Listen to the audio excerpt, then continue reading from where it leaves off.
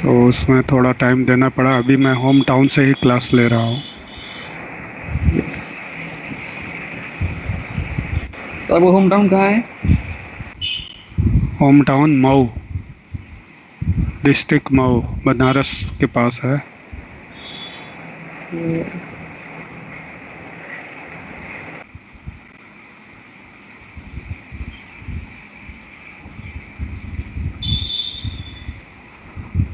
तो चलिए, आप लोग क्या कर रहे थे, कुछ याद है? कोरोजन करना पड़ना था सर, कोरोजन। अच्छा, yes sir. Corrosion electrochemical series शायद कर रहे थे ना? वो हो गए थे। Yes sir. कोरोजन वो हो गई थी सर वो सर। करवा दिए थे आप, करवा हाँ, दिए। ये पिछली क्लास में, हाँ, इलेक्ट्रोकेमिकल सीरीज, ये सारी चीज़ें आपने डिस्कस की थी ना? Yes sir. सर उसके आगे आपने इन्वेस्टिगेशन करने के लिए किया था। कोरोजन शुरू करने वाले थे सर आप। अच्छा, करोजन, हाँ। तो इलेक्ट्रोकेमिकल सीरीज में टॉप टू बॉटम अगर मूव करते हैं, टॉप पोजीशन पर कौन है? लिथियम, जिसका रिडक्शन पोटेंशियल -3.03, ठीक है। एंड देन हाइड्रोजन, जिसका reduction potential 0। And then last में फ्लोरीन, जिसका रिडक्शन पोटेंशियल +2.87। हाँ, +2.87। 7। तो लिथियम का रिडक्शन पोटेंशियल लोवेस्ट है और फ्लोरीन का रिडक्शन पोटेंशियल हाईएस्ट है। हाईएस्ट। तो करोजन, जैसे डेली लाइफ में हम लोग बहुत सारे ऑब्जेक्ट यूज करते हैं। साउंड मेरी क्लियर है? Yes sir. हाँ सर, ठीक है। तो डेली लाइफ में हम लोग बहुत सारे ऐसी चीजें यूज करते हैं, ऑब्जेक्ट यूज करते हैं जो मेटल से बने हैं। धीरे धीरे उसको पॉलीमर से रिप्लेस कर रहे हैं। क्यों पॉलीमर से रिप्लेस कर रहे हैं? जैसे आप सोचिए, पुराने जमाने में चेयर्स जो होती हैं, बहुत सारी चीजें जो मेटल की होती थी, बकेट्स होती थी, मेटल की होती थी। हाँ, स्क्रीन, अच्छा सॉरी, शेयर नहीं किया स्क्रीन। तो पुराने जमाने में बहुत सारे ऑब्जेक्ट हम लोग यूज करते थे जो मेटल से बने होते थे, जैसे चेयर्स, बकेट, ठीक है। उसको आज हम पॉलीमर से रिप्लेस कर रहे हैं। क्यों रिप्लेस कर रहे हैं? कोरोजन की वजह से। चेयर्स वगैरह करोजन की वजह से, क्योंकि मेटल में करोजन होता है। मेटल्स में क्या होता है? करोजन होता है। हाँ, जैसे टेफ्लॉन वगैरह, कुछ पॉलीमर ऐसे हैं जिन जो स्ट्रेंथ के मामले में मेटल के इक्विवेलेंट है और लाइट वेट होते हैं, हैंडल करना उनको इजी होता है, पोर्टेबल होता है। तो बहुत सारे मेटल के ऑब्जेक्ट को हम पॉलीमर से रिप्लेस कर रहे हैं। बहुत, पॉलीमर एक चैप्टर ही है जिसको हम लोग पढ़ेंगे, क्योंकि पॉलीमर में करोजन नहीं होता, लाइट वेट होता है, हैंडल करना इजी होता है। आप अपने डेली लाइफ के बहुत सारे सामान देखिए, पेरेंट्स के टाइम में, उनके टाइम में वो किस चीज़ के बने होते थे, मोस्टली आज किस चीज़ से बने हुए हैं। तो मेटल्स में एक्चुअली एक डिमेरिट है, ये पहले तो लाइट वेट नहीं होते हैं, और सबसे बड़ी डिमेरिट है इनमें करोजन होता है, रस्टिंग होती है। जैसे आयरन के कोई भी ऑब्जेक्ट बने हैं, बाइक वगैरह, गाड़ी वगैरह, पार्ट्स वगैरह, ये जो मेटल के बने हैं, उनमें करोजन होता है, रस्टिंग होती है। तो इस करोजन रेट को कैसे करें? विंडो में जो हम लोग आयरन लगाते हैं। सर आपकी आवाज थोड़ी कट रही है। आवाज कट रही है। पेंटिंग करते हैं सर थोड़ा उसमें, मेटल में कट रही है।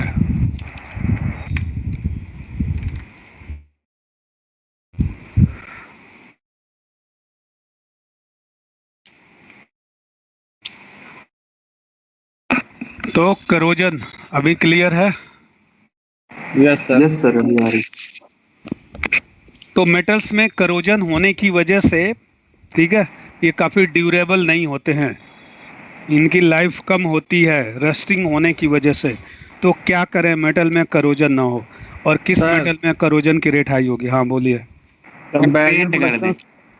बैरियर प्रोटेक्शन और भी बहुत सारे होते हैं, गैल्वेनाइजेशन।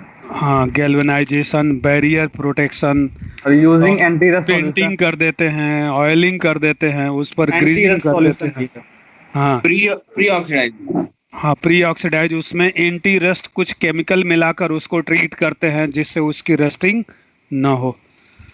करोजन एक्चुअली है क्या? तो करोजन की रेट अगर इलेक्ट्रोकेमिकल सीरीज में डाउन द सीरीज आप मूव करोगे तो करोजन की रेट बताइए, बढ़ेगी या घटेगी? कम होगी, डिक्रीज होगी। घटेगी। घटेगी। करोजन की रेट घटेगी। जैसे लास्ट में मेटल में गोल्ड है ना, यस सर, कम सबसे होता है ऊपर तो लिथियम है मेटल की बात करें, और लास्ट में कौन है? गोल्ड। गोल्ड गोल्ड का करोजन नहीं होता, रस्टिंग नहीं होती है। यही बिल्कुल नहीं रीजन है होता कि यही रीजन है कि इसकी ज्वेलरी बनाई जाती है। देखो गोल्ड में 3-4 प्रॉपर्टी अलग होती है। जैसे इसकी हाईएस्ट इलेक्ट्रॉन एफिनिटी होती है, among metal electron affinity highest, malleability highest, ductility highest. Highest. ठीक है, तो हाईली डक्टाइल, हाईली मेलिएबल, ठीक है, और इसकी इलेक्ट्रॉन एफिनिटी हाईएस्ट होने की वजह से इसकी रिएक्टिविटी लोवेस्ट होती है, इसकी रस्टिंग नहीं होती है।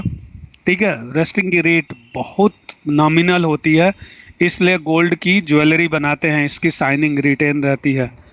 तो करोजन होता क्या है? Conversion of pure metal into its compound is known as corrosion. कोई भी प्योर मेटल, ठीक है, किसी भी केमिकल से कंबाइन करके अगर कंपाउंड में कन्वर्ट हो रहा है, ऑक्सीजन से कंबाइन करके ऑक्साइड बना रहा है, नाइट्रोजन से कंबाइन करके नाइट्राइड बना रहा है, CO2 से कंबाइन करके कार्बोनेट बना रहा है, मेटल कार्बोनेट बना रहा है, SO2 से कंबाइन करके मेटल सल्फाइड बना रहा है, SO3 से कंबाइन करके मेटल सल्फेट बना रहा है। तो अगर कोई प्योर मेटल, ठीक है, एटमॉस्फेयर में प्रेजेंट मॉइस्चर वाटर से कंबाइन करके मेटल हाइड्रोक्साइड बना रहा है, अब बताओ करोजन किसका ज़्यादा होगा? जो मेटल ज़्यादा रिएक्टिव होगा। हाईली रिएक्टिव मेटल एटमॉस्फेयर में प्रेजेंट गैसेज से, CO2 से, SO2, SO3, वाटर से, इनसे रिएक्ट करके कंपाउंड में कन्वर्ट हो जाते हैं। इसी टेंडेंसी को क्या बोलते हैं? करोजन। यानी मेटलर्जी का जस्ट रिवर्स होता है। मेटलर्जी में हम लोग क्या करते हैं? ओर से प्योर मेटल आइसोलेट करते हैं कि नहीं? मेटल ओर से, उसी के ओर से प्योर मेटल आइसोलेट करते हैं। करोजन क्या होता है? Just reverse of metallurgy. ये लॉजिकली समझना बहुत इंपॉर्टेंट है। सुन रहे हो आप सभी लोग? Yes sir. तो corrosion is reverse of metallurgical process. Metallurgical process में क्या करते हैं? अर्थ क्रस्ट से ओर्स को बाहर निकालते हैं, ओर्स को ट्रीट करके उससे प्योर मेटल आइसोलेट करते हैं फिजिकल एंड केमिकल प्रोसेस से। करोजन में तो ठीक उल्टा होता है, प्योर मेटल अपने ही कंपाउंड में, ओर्स में कन्वर्ट हो जाता है, कंपाउंड में कन्वर्ट हो जाता है, ऑक्साइड में, कार्बोनेट में, सल्फाइड में, सल्फेट में, ठीक है, वाटर से रिएक्ट करके, मॉइस्चर से रिएक्ट करके मेटल हाइड्रोक्साइड में। आयरन मेटल का मेनली रस्टिंग होगा। वो कैसे रस्टिंग होता है, क्या बनाता है, उसकी मैकेनिज्म हम देखेंगे। पहली बात, करोजन किन किन फैक्टर पर डिपेंड करती है? Corrosion is directly proportional to medium, acidic medium. अगर मीडियम हाईली एसिडिक है तो करोजन की रेट क्या होगी? फास्ट होगी। एसिडिक मीडियम, यानी पीएच पर भी करोजन डिपेंड करेगा। लो पीएच पर करोजन की रेट हाई होती है, directly proportional to acidic medium. Corrosion is directly proportional to bent, nicks and cut. अगर किसी मेटल ऑब्जेक्ट में कहीं बेंट है, स्ट्रेन है, कट है, निक है, तो वहां पर करोजन सबसे पहले होगा। तो rate of corrosion, tendency of corrosion is directly proportional to strain. Strain, metal में कहीं स्ट्रेन है, बेंट है, जहां से मेटल को मोड़ दिया, बेंट कर दिया, ठीक है, कट है, तो ऐसी प्लेसेस पर सबसे पहले करोजन होता है। Corrosion is directly proportional to moisture. अगर वाटर प्रेजेंट है, मॉइस्चर प्रेजेंट है, तो करोजन की रेट फास्ट होगी। ठीक है, अब किसी मेटल ऑब्जेक्ट का करोजन न हो, इसके लिए क्या क्या कर सकते हैं? Barrier protection. बैरियर प्रोटेक्शन में क्या करते हैं? बोलिए, बैरियर प्रोटेक्शन में क्या करते हैं? पेंट कर सकते हैं, उसको किसी लेयर से कवर पेंट कर सकते हैं, ठीक है, थिन Galvanization। आयलिंग कर सकते हैं, ग्रीजिंग कर सकते हैं, ग्रीस से की एक लेयर बना सकते हैं, ऑयल की एक लेयर उस पर बना सकते हैं, कट कर सकते हैं, ठीक है, किसी इन्फीरियर मेटल की कोटिंग कर सकते हैं, पेंटिंग कर सकते हैं, जिससे वो डायरेक्ट एटमॉस्फेयर के कांटेक्ट में ना आए। Because rate of corrosion, corrosion को जो प्रमोट करता है, ठीक है, उन सारी चीज़ों को रोकना होगा। करोजन को प्रमोट कौन करता है? Presence of impurity in metal, presence of air, air present है तो उसमें मॉइस्चर है, करोजन की रेट को ये क्या करेगा? प्रमोट करेगा, मॉइस्चर। मेटल में अगर कहीं स्ट्रेन्स है, स्ट्रेन का मतलब बेंट है, कट है, वहाँ पर स्ट्रेन ज़्यादा है, टेंशन है, तो वहाँ करोजन सबसे पहले होगा। ठीक है। Metal electrolyte, presence of electrolyte, ये करोजन की रेट को बढ़ाते हैं। तो करोजन को रोकने के लिए, प्रिवेंशन ऑफ करोजन, इसकी रेट स्लो हो, बहुत सारे प्रोसेस हम लोग करते हैं। बैरियर प्रोसेस में इस मेटल ऑब्जेक्ट पर ऑयलिंग कर देंगे, ग्रीजिंग कर देंगे, पेंटिंग कर देंगे। ऑयलिंग, ग्रीजिंग और पेंटिंग करने से क्या होता है, एटमॉस्फेयर से इसका कनेक्शन कट गया। तो बैरियर प्रोटेक्शन, तो टू स्टॉप करोजन मेथड क्या क्या है, बैरियर प्रोटेक्शन। ठीक है। बैरियर प्रोटेक्शन मेथड में क्या करते हैं, पेंटिंग करते हैं sir, painting, thin painting film, करते ऑयल, ग्रीस। ऑयलिंग करते हैं, ग्रीसिंग करते हैं और पेंटिंग करते हैं। पेंटिंग कर देते हैं। तो barrier protection, direct oiling, contact में भी दे दे। हाँ, एटमॉस्फेयर से कांटेक्ट रिमूव कर देते हैं। एटमॉस्फेयर और मेटल के बीच में एक लेयर आ जानी चाहिए, वो पेंट की, ग्रीस की, ऑयल की, ठीक है, किसी भी चीज़ की कोटिंग की लेयर। इसमें कॉपर और टिन की भी लेयर बना देते हैं। नेक्स्ट, सैक्रिफाइशियल प्रोटेक्शन, इसमें क्या करते हैं, कवरिंग द आपको सरफेस पता ऑफ होगा, लेयर ऑफ मटेरियल कोटिंग कर metal देते हैं। which is more जो more active active than रहता है। iron prevents the iron from losing electrons. हाँ बिल्कुल बिल्कुल सही। आप जानते हो कि one country to other country fuel, diesel, petrol, kerosene, oil को समुद्र के रास्ते पाइप के थ्रू ट्रांसपोर्ट करते हैं। Yes sir. समुद्र के अंदर मोटी मोटी बड़ी बड़ी पाइप होती हैं, किलोमीटर में लेंथ होती है, और ये मेटल की बनी होती हैं। ठीक है। अगर मेटल की बनी है तो इनमें करोजन होगा, पानी के अंदर है, इलेक्ट्रोलाइट भी है, तो इनके करोजन को रोकने के लिए क्या करते हैं, जगह जगह पर मैग्नीशियम मेटल के ब्लॉक, अगर ये आयरन की पाइप है तो कुछ डेफिनेट डिस्टेंस पर मैग्नीशियम के ब्लॉक अटैच कर देते हैं। ये बताऊंगा क्यों मैग्नीशियम के ब्लॉक अटैच कर देते हैं। जैसे टैंक है, स्टोरेज, वाटर स्टोरेज टैंक है, वो पहले मेटल का बना होता था, आज प्लास्टिक का, पॉलीमर का बन रहा है, पीवीसी का बन रहा है। जो टैंक मेटल के बने होते थे उसमें भी ये प्रोसेस करते थे। मैग्नीशियम एक्टिव मेटल को अगर हमने जगह जगह कनेक्ट कर दिया मैग्नीशियम को, React तो नहीं करेगा सर ये। तो आयरन रिएक्ट नहीं करेगा, आयरन रिएक्शन में पार्टिसिपेट नहीं करेगा, रस्टिंग आयरन की नहीं होगी, वो अभी मैकेनिज्म ऑफ रस्टिंग में बताऊंगा। मोर एक्टिव मेटल को कर देते हैं, या मोर एक्टिव मेटल की एक कोटिंग कर देते हैं। ठीक है, इस पर एक लेयरिंग कर देते हैं मोर एक्टिव मेटल की, जिसको सैक्रिफाइशियल मेथड बोलते हैं। ठीक है। गैल्वेनाइजेशन, गैल्वेनाइजेशन में क्या करते हैं, Covering iron with metal zinc. Sir zinc से कवर कर देते हैं हाँ, सब। हाँ, बोलिए। जिंक से कवर करा देते हैं। जिंक से कवर कर देते हैं। जिंक से कवर कर देते हैं, आयरन की पाइप है उसको जिंक के कवर कर देते हैं। Covering iron metal with zinc. हाँ बोलिए सुधांशु। सर जो आपने सैक्रिफाइसिंग प्रोटेक्शन बताया उसमें सर मैग्नीशियम से मतलब जो मेटल रहता है उसको मैग्नीशियम से कोई भी मतलब कवर एक्टिव कर देते मेटल, हैं। कोई भी एक्टिव ज्यादा- मेटल, ज्यादा मोस्टली active होती है बस। मैग्नीशियम जिंक, मैग्नीशियम जिंक भी यूज कर सकते हैं। जो इस आयरन से शर्त ये ज्यादा है active हो। कि आयरन से मोर रिएक्टिव हो, ज्यादा एक्टिव हो। आयरन है से सर। ज्यादा रिएक्टिव होगा, ज्यादा एक्टिव होगा, तो ऑक्सीडेशन रिएक्शन में मैग्नीशियम पार्टिसिपेट करेगा, आयरन का ऑक्सीडेशन नहीं होगा, वो अभी रस्टिंग में आप देखोगे। मतलब तो वो ये सर मैग्नीशियम ऑक्सीडाइज हो जाएगा पहले। मैग्नीशियम ऑक्सीडाइज होगा, ये खुद सेक्रीफाइस कर देता है आयरन को बचाने के लिए। बिकॉज है। Magnesium is more reactive than iron ना। मैग्नीशियम का रिडक्शन पोटेंशियल -2.37 है और आयरन का रिडक्शन पोटेंशियल -0.44 है। It means magnesium is more reactive for Yes, oxidation. ये मैग्नीशियम का ऑक्सीडेशन, जब तक मैग्नीशियम प्रेजेंट होगा इसका लास्ट एटम तक ये आयरन को रस्ट में कन्वर्ट होने नहीं देगा। तो इसने खुद का बलिदान कर दिया, सैक्रिफाइस कर दिया आयरन को बचाने के लिए, इसलिए सैक्रिफाइशियल मेथड बोलते हैं इसको। सर ठीक है। हाँ बोलिए। सर रेलवे में जो रेलवे वो होता है सर, जिसपे मतलब ट्रेन चलती है सर, पटरी, उसमें सर, कुछ केमिकल से copper- ट्रीट कर देते हैं और उसमें भी copper इस तरह मिक्स के करते मेटल जगह जगह लगाए जाते हैं। कार्बन मिक्स करते हैं उसमें। उसमें ट्रीटमेंट के दौरान जब वो पटरी बनती है ना, तो उसमें कुछ चीजें मिक्स कर देते हैं जिससे उसकी रस्टिंग ना हो। रेलवे जो flexible ट्रैक होता होता है, देखो आयरन वही रस्ट होगा जिसमें काफी इम्प्योरिटी है। ठीक है।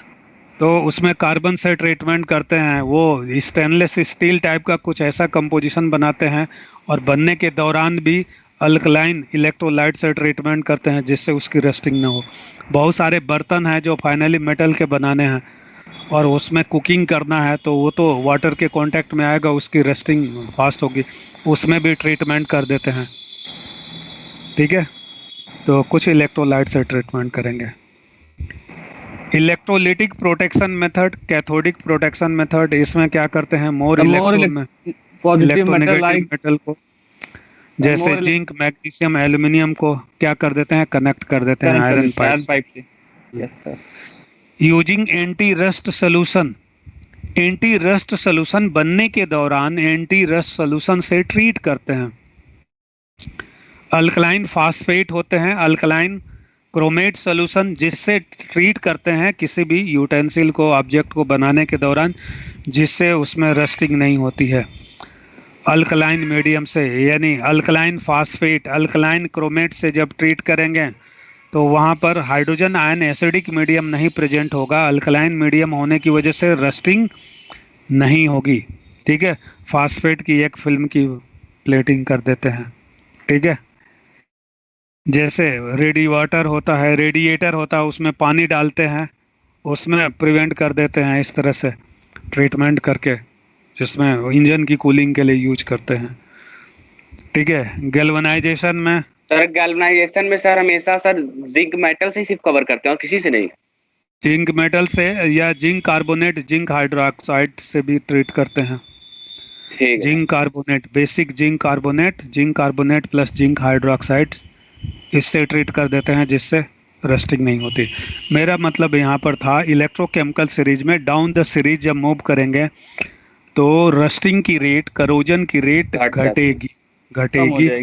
ठीक है, गोल्ड लास्ट में है, गोल्ड की करोजन रस्टिंग ऑलमोस्ट नहीं होती है, इसलिए गोल्ड की शाइनिंग बरकरार रहती है, इसलिए गोल्ड की ज्वेलरी बनाई जाती है, इन 4-5 प्रॉपर्टीज की वजह से। ठीक है, तो ये इलेक्ट्रोकेमिकल सीरीज के यूसेज में था। रिड्यूसिंग पावर बताइए, डाउन द सीरीज जाएंगे तो रिड्यूसिंग पावर पर क्या इफेक्ट होगा? रिड्यूसिंग पावर बढ़ेगा सर, बढ़ेगा सर, इंक्रीज होगा। रिड्यूसिंग पावर मैं पूछ रहा हूँ, सोच कर बताना है। डिक्रीज होगा। बेस्ट रिड्यूसिंग एजेंट कौन है? क्लोरीन। रिड्यूसिंग पावर बोलिए, is inversely proportional to reduction potential. Inversely proportional to reduction potential, ये याद रखिएगा। अगर रिडक्शन पोटेंशियल लोअर है तो रिड्यूसिंग पावर क्या होगा? ग्रेटर होगी। ठीक है, हम कह सकते हैं directly proportional to oxidation potential. Oxidation potential के डायरेक्टली प्रोपोर्शनल होगा। बताइए लिथियम का रिडक्शन पोटेंशियल क्या है? -3.03 लोवेस्ट है, और फ्लोरीन का रिडक्शन पोटेंशियल क्या है? +2.87 हाईएस्ट, ज्यादा है मतलब। तो बताइए कौन बेस्ट रिड्यूसिंग एजेंट होगा? Fluorine best reducing agent inversely proportional to reduction potential ना, जिसका रिडक्शन पोटेंशियल लो होगा वो बेस्ट रिड्यूसिंग एजेंट होगा ना। Lithium is the best lithium, yes lithium होगा रिड्यूसिंग पावर। और यहाँ मैं कुछ चीजें बार बार जेई ने, ठीक है, यहाँ ट्रैप किया है, ध्यान दीजिए। अगर हमारे पास मेटल है, लिथियम है, कैल्शियम है, पोटेशियम है, मैग्नीशियम है, aluminium, zinc, iron, copper, silver, ध्यान से समझिएगा इसको। ये मेटल न्यूट्रल स्टेट में है। बताओ मेटल न्यूट्रल स्टेट में ऑक्सीडाइज होता है या रिड्यूस होता है? न्यूट्रल मेटल जब ये न्यूट्रल स्टेट में है तो इलेक्ट्रॉन लूज करेंगे या इलेक्ट्रॉन गेन करेंगे? गेन करें, क्या गेन करेंगे? कौन कह रहा है गेन करेंगे? कभी देखा है मेटल इलेक्ट्रॉन गेन करके मेटल एनायन बनाता है? सर लूज करते हैं। मेटल न्यूट्रल स्टेट में क्या करेंगे? इलेक्ट्रॉन लूज करेंगे ना। ये तो 10 से पढ़ते आ रहे हैं। मेटल की प्रॉपर्टी क्या होती है इलेक्ट्रॉन लूज करने की, क्वेश्चन पूछा गया, ध्यान से समझिएगा। अब मैं पूछूं, out of these all metal which metal have highest tendency to lose electron. Electron lose करके ये किस में कन्वर्ट होगा, लिथियम प्लस में। ये इलेक्ट्रॉन लूज करके किस में कन्वर्ट हो गया, पोटेशियम प्लस में। ये लूज करके कैल्शियम प्लस 2 में, मैग्नीशियम प्लस 2। जल्दी बताइए कौन आसानी से इलेक्ट्रॉन लूज करेगा? लिथियम। लिथियम। लिथियम में इलेक्ट्रॉन लूज करने की टेंडेंसी क्या है, हाईएस्ट। कैसे पता? इसका रिडक्शन पोटेंशियल लोवेस्ट है तो ऑक्सीडेशन पोटेंशियल हाईएस्ट। इसका ऑक्सीडेशन पोटेंशियल प्लस 3.03 होगा ना, यानी लिथियम में ऑक्सीडाइज होने की टेंडेंसी हाई है। नॉर्मली स्टूडेंट लिथियम और लिथियम आयन में अंतर नहीं समझ पाते हैं, मेटल और मेटल आयन में अंतर नहीं समझ पाते हैं। मेटल और मेटल आयन में बहुत बड़ा अंतर है, वही मैं आपके दिमाग में डालना चाहता हूं। कॉपर या कॉपर आयन, लिथियम या लिथियम आयन, सोडियम या सोडियम आयन, ये ध्यान दीजिए। जब भी कोई मेटल न्यूट्रल स्टेट में होगा तो वो हमेशा इलेक्ट्रॉन लूज करेगा, ये तो हम लोग इनिशियल क्लासेस से पढ़ते आ रहे हैं। उसका ऑक्सीडेशन होगा, वो ऑक्सीडाइज होगा, आयरन ऑक्सीडाइज होगा। और जो ऑक्सीडाइज होता है उसको क्या बोलते हैं, रिड्यूसिंग एजेंट। अरे जिसका ऑक्सीडेशन होता है उसको रिड्यूसिंग एजेंट बोलते हैं ना। Yes sir.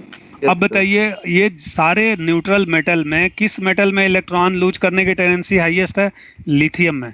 ऑक्सीडाइज होने की टेंडेंसी हाईएस्ट है लिथियम में। बेस्ट रिड्यूसिंग एजेंट कौन होगा, रिड्यूसिंग पावर का ऑर्डर बताइए। रिड्यूसिंग पावर का ऑर्डर जिसका रिडक्शन। आवाज कट रही है सर। लिथियम। क्यों यार आवाज क्यों कट रही है? लिथियम नहीं कट रही सर, बिल्कुल आवाज सही आ रही है सर। तो नेटवर्क, आप जहां आवाज कट रही है प्लीज चेक योर नेटवर्क। तो देखिए, रिड्यूसिंग पावर किसका हाईएस्ट होगा, जिसका रिडक्शन पोटेंशियल क्या होगा, लोवेस्ट होगा। लोवेस्ट होगा। Reducing power is inversely proportional to reduction potential. तो रिड्यूसिंग पावर का ऑर्डर क्या होगा, क्या इसमें कोई डाउट है? आप अपने आप को समझाते हुए कन्विंस करके इस ऑर्डर को अरेंज किए, ये याद रखिए। Reducing power is inversely proportional to reduction potential. जो ऑक्सीडाइज होंगे उनको रिड्यूसिंग एजेंट बोलते हैं ना। अच्छा ये बताओ, लिथियम सोडियम ये न्यूट्रल स्टेट में, मेटल न्यूट्रल स्टेट में क्या है, रिड्यूसिंग एजेंट है। क्या है? रिड्यूसिंग एजेंट होता है, इसका ऑक्सीडेशन है, इसलिए तो इसको रिड्यूसिंग एजेंट बोलते हैं। क्योंकि मेटल तो हमेशा इलेक्ट्रॉन लूज करेंगे, न्यूट्रल से मेटल आयन में कन्वर्ट होंगे, इलेक्ट्रॉन लूज किया, एन इलेक्ट्रॉन लूज करके ये मेटल आयन में कन्वर्ट हुआ, तो neutral metal act as reducing agent. अब इसमें कौन बेस्ट रिड्यूसिंग एजेंट है, किसका रिड्यूसिंग पावर हाईएस्ट है? लिथियम का। गोल्ड का रिड्यूसिंग पावर लोवेस्ट। कर लोगे आप? 4 ऑप्शन में ये ऐसे ही 4 मेटल होंगे और आपसे पूछा जाएगा which one is the best reducing agent. ठीक है, लेकिन वहां पर कंफ्यूजन ये होता है कि हम लोग ये पढ़ते समय ध्यान नहीं देते हैं कि न्यूट्रल मेटल है या मेटल आयन। अब मैं अगर आपसे पूछूं, लिथियम और लिथियम आयन में बहुत बड़ा अंतर है, पोटेशियम और पोटेशियम आयन से सावधान रहना। ये बताओ, मेटल आयन ये रिड्यूसिंग एजेंट होगा या ऑक्सीडाइजिंग एजेंट होगा? ये मेटल आयन वापस किस में कन्वर्ट होंगे, ये वापस इलेक्ट्रॉन गेन करके मेटल आयन न्यूट्रल मेटल में कन्वर्ट होंगे। क्या मेरी बात से आप कन्विंस्ड हो? ऐसा हो सकता है, ऐसा भी हो सकता है, फॉरवर्ड भी हो सकता है, बैकवर्ड भी। यानी जिंक और जिंक आयन में बड़ा अंतर है। ये metal ion act as oxidizing agent, ध्यान देना, metal ion act as oxidizing agent. क्यों ऑक्सीडाइजिंग एजेंट? क्योंकि वो इलेक्ट्रॉन गेन करेगा। क्योंकि वो इलेक्ट्रॉन गेन करेगा, मेटल आयन इलेक्ट्रॉन गेन करके वापस न्यूट्रल मेटल में कन्वर्ट होगा। तो मेटल आयन का क्या होगा, रिडक्शन होगा। न्यूट्रल मेटल का तो ऑक्सीडेशन होगा, लेकिन न्यूट्रल मेटल का तो ऑक्सीडेशन होगा, बट मेटल आयन का क्या होगा, रिडक्शन ना। ये डिफरेंस आप डिफरेंशिएट कर पा रहे हो? Yes sir. Neutral metal metal ion में कन्वर्ट होगा। न्यूट्रल मेटल तो रिड्यूसिंग एजेंट है, क्योंकि इसका हुआ क्या, ऑक्सीडेशन। न्यूट्रल मेटल का क्या होगा, ये हमेशा इलेक्ट्रॉन लूज करेंगे, यही तो मेटल की प्रॉपर्टी है यार। लेकिन metal ion further electron lose नहीं करेगा, मेटल आयन तो जो लूज किया था इलेक्ट्रॉन न्यूट्रल मेटल, उसको गेन करके वापस इसमें कन्वर्ट हो सकता है। तो मेटल आयन तो ऑक्सीडाइजिंग एजेंट होंगे, क्योंकि मेटल आयन का क्या होगा, रिडक्शन। मेटल आयन का रिडक्शन होता है। तो ये सावधान रहिए, जब भी कोई मेटल आपके सामने आता है तो सावधान ये रहना कि न्यूट्रल मेटल है या मेटल आयन है, कॉपर है या कॉपर आयन है, जिंक है या जिंक आयन है, लिथियम है या लिथियम आयन है। दोनों में बहुत बड़ा अंतर है। न्यूट्रल मेटल तो हमेशा ऑक्सीडाइज होगा, उसका ऑक्सीडेशन होगा, एक्ट एज रिड्यूसिंग एजेंट। जबकि मेटल आयन का क्या होगा, रिडक्शन। वो इलेक्ट्रॉन गेन करके वापस कन्वर्ट होगा, तो कैसा एजेंट, ऑक्सीडाइज। तो अब मैं पूछूं, लिथियम, सोडियम, पोटेशियम, ये जो आयन है, gold ion, silver ion, cupric ion, iron, zinc, ये आयन क्या है, रिड्यूसिंग एजेंट या oxidizing agent? Sir oxidizing agent. अब इनके ऑक्सीडाइजिंग पावर का ऑर्डर बताइए। ये बताइए, वापस इलेक्ट्रॉन को गेन करने की टेंडेंसी किस में हाईएस्ट होगी? गोल्ड में, एयू में। जिसमें लूज करने की लोवेस्ट थी, उसमें इसका मतलब गेन करने की हाईएस्ट है। यानी गोल्ड न्यूट्रल स्टेट में ही बना रहना चाहता है। Yes sir. तो रिडक्शन की टेंडेंसी हाईएस्ट गोल्ड आयन में होगी। तो अब मैं पूछूं, ऑक्सीडाइजिंग पावर का ऑर्डर बताइए। ऑक्सीडाइजिंग पावर का ऑर्डर उल्टा हो जाएगा कि नहीं? Lithium, potassium, calcium, magnesium, aluminium, zinc, fluorine, copper, silver, gold. Gold. तो क्या ऐसा क्वेश्चन जब भी आपसे पूछा जाएगा कर लोगे? यस सर, आग बंद कर लेंगे। हाँ, ये अपने आप को करना है। ऑक्सीडेशन किसका होगा, न्यूट्रल मेटल का। ऑक्सीडेशन हुआ, इसलिए ये कैसा agent, reducing agent, oxidation agent, reducing agent. जिसका ऑक्सीडेशन, वो reducing agent. Reducing agent. Reduction किसका होगा, मेटल आयन का क्या होगा, रिडक्शन होगा। और जिसका रिडक्शन होगा वो कैसा एजेंट, ऑक्सीडाइजिंग एजेंट। इसमें कंफ्यूजन नहीं होना चाहिए। ऑक्सीडाइजिंग रिड्यूसिंग में हम लोग कंफ्यूज हो जाते हैं। यहाँ भी मैंने लिख दिया कि reducing power is inversely proportional to reduction potential या directly proportional to oxidation potential. Lithium का रिडक्शन पोटेंशियल -3.03 है, तो ऑक्सीडेशन पोटेंशियल क्या हो जाएगा, +3.0। साइन नेगेटिव पॉजिटिव कर दीजिए। तो न्यूट्रल मेटल और मेटल आयन में डिफरेंशिएट करने आपको आना चाहिए, सावधान रहना है। उस समय जल्दी में आप ये भूल जाते हो कि न्यूट्रल मेटल की बात कर रहा है, उसकी केमिस्ट्री पूछ रहा है, या उसी मेटल आयन की बात कर रहा है। तो दोनों के बिहेवियर में जस्ट अपोजिट नेचर है। न्यूट्रल मेटल का ऑक्सीडेशन होगा, ठीक है, तो रिड्यूसिंग एजेंट की तरह से वो एक्ट करेंगे। जिसका ऑक्सीडेशन होता है उसको रिड्यूसिंग एजेंट, और मेटल आयन का रिडक्शन होगा, जिसका रिडक्शन होगा उसको ऑक्सीडाइजिंग एजेंट। तो हम कह सकते हैं बेस्ट रिड्यूसिंग एजेंट कौन है, लिथियम। रिड्यूसिंग एजेंट, तो best reducing agent is lithium. और बेस्ट ऑक्सीडाइजिंग एजेंट कौन है, गोल्ड आयन। गोल्ड नहीं, gold ion best oxidizing agent. Yes sir, ठीक है। तो इसी तरह से 4 ऑप्शन दिए रहेंगे और आपसे पूछा जाएगा ऑक्सीडाइजिंग या रिड्यूसिंग का कौन सा ऑर्डर है। एग्जामिनर अक्सर आयन दे देगा, क्योंकि आप न्यूट्रल मेटल और मेटल आयन में पढ़ते समय ध्यान नहीं देते हो, ठीक है। तो ऐसा क्वेश्चन आई थिंक कर लेंगे हम लोग। सिमिलरली अब नॉन मेटल की मैं बात कर रहा हूँ, बेसिक से समझिए, कुछ भी किताबों से करने की जरूरत नहीं। फ्लोरीन, क्लोरीन, ब्रोमीन, आयोडीन, ये बताओ, ये न्यूट्रल स्टेट में इलेक्ट्रॉन गेन करने की टेंडेंसी रखते हैं या लूज करने की? लूज करने की, गेन करने की, हमेशा गेन करने की। अरे दुनिया जानती है नॉन मेटल इलेक्ट्रॉन गेन करते हैं, ये नॉन मेटल गेन करते हैं, सही है। इनमें नेचुरल टेंडेंसी क्या होती है, इलेक्ट्रॉन गेन करने की। इलेक्ट्रॉन गेन करके ये एनायन बनाते हैं। कोई भी न्यूट्रल नॉन मेटल क्या करेगा, इलेक्ट्रॉन गेन करेगा, एन इलेक्ट्रॉन गेन करके ये एनायन बनाएगा कि नहीं? Yes sir. तो इनका क्या होगा, न्यूट्रल स्टेट में क्या होगा, रिडक्शन होगा सर। इनका रिड्यूस करेंगे, तो इनकी प्रॉपर्टी है रिड्यूस होने की, रिडक्शन होगा। नॉन मेटल है यार, नॉन मेटल इलेक्ट्रॉन गेन करते हैं, जबकि मेटल इलेक्ट्रॉन लूज करते हैं। न्यूट्रल दोनों करते हैं। अब ये बताइए, इसमें इलेक्ट्रॉन गेन करने की टेंडेंसी किसकी हाईएस्ट होगी, फ्लोरीन की या क्लोरीन या आयोडीन? फ्लोरीन फ्लोरीन फ्लोरीन की इलेक्ट्रॉन गेन करने की टेंडेंसी हाईएस्ट है, ठीक है। हाईएस्ट होगी। इनको क्या बोलेंगे फिर, अगर ये इनका रिडक्शन हो रहा है तो कैसा agent? Oxidizing agent. Oxidizing agent. Oxidization agent. All non metal in neutral state act as oxidizing agent. Oxidizing agent. जबकि मेटल न्यूट्रल स्टेट में क्या थे? Reducing agent. Reducing agent.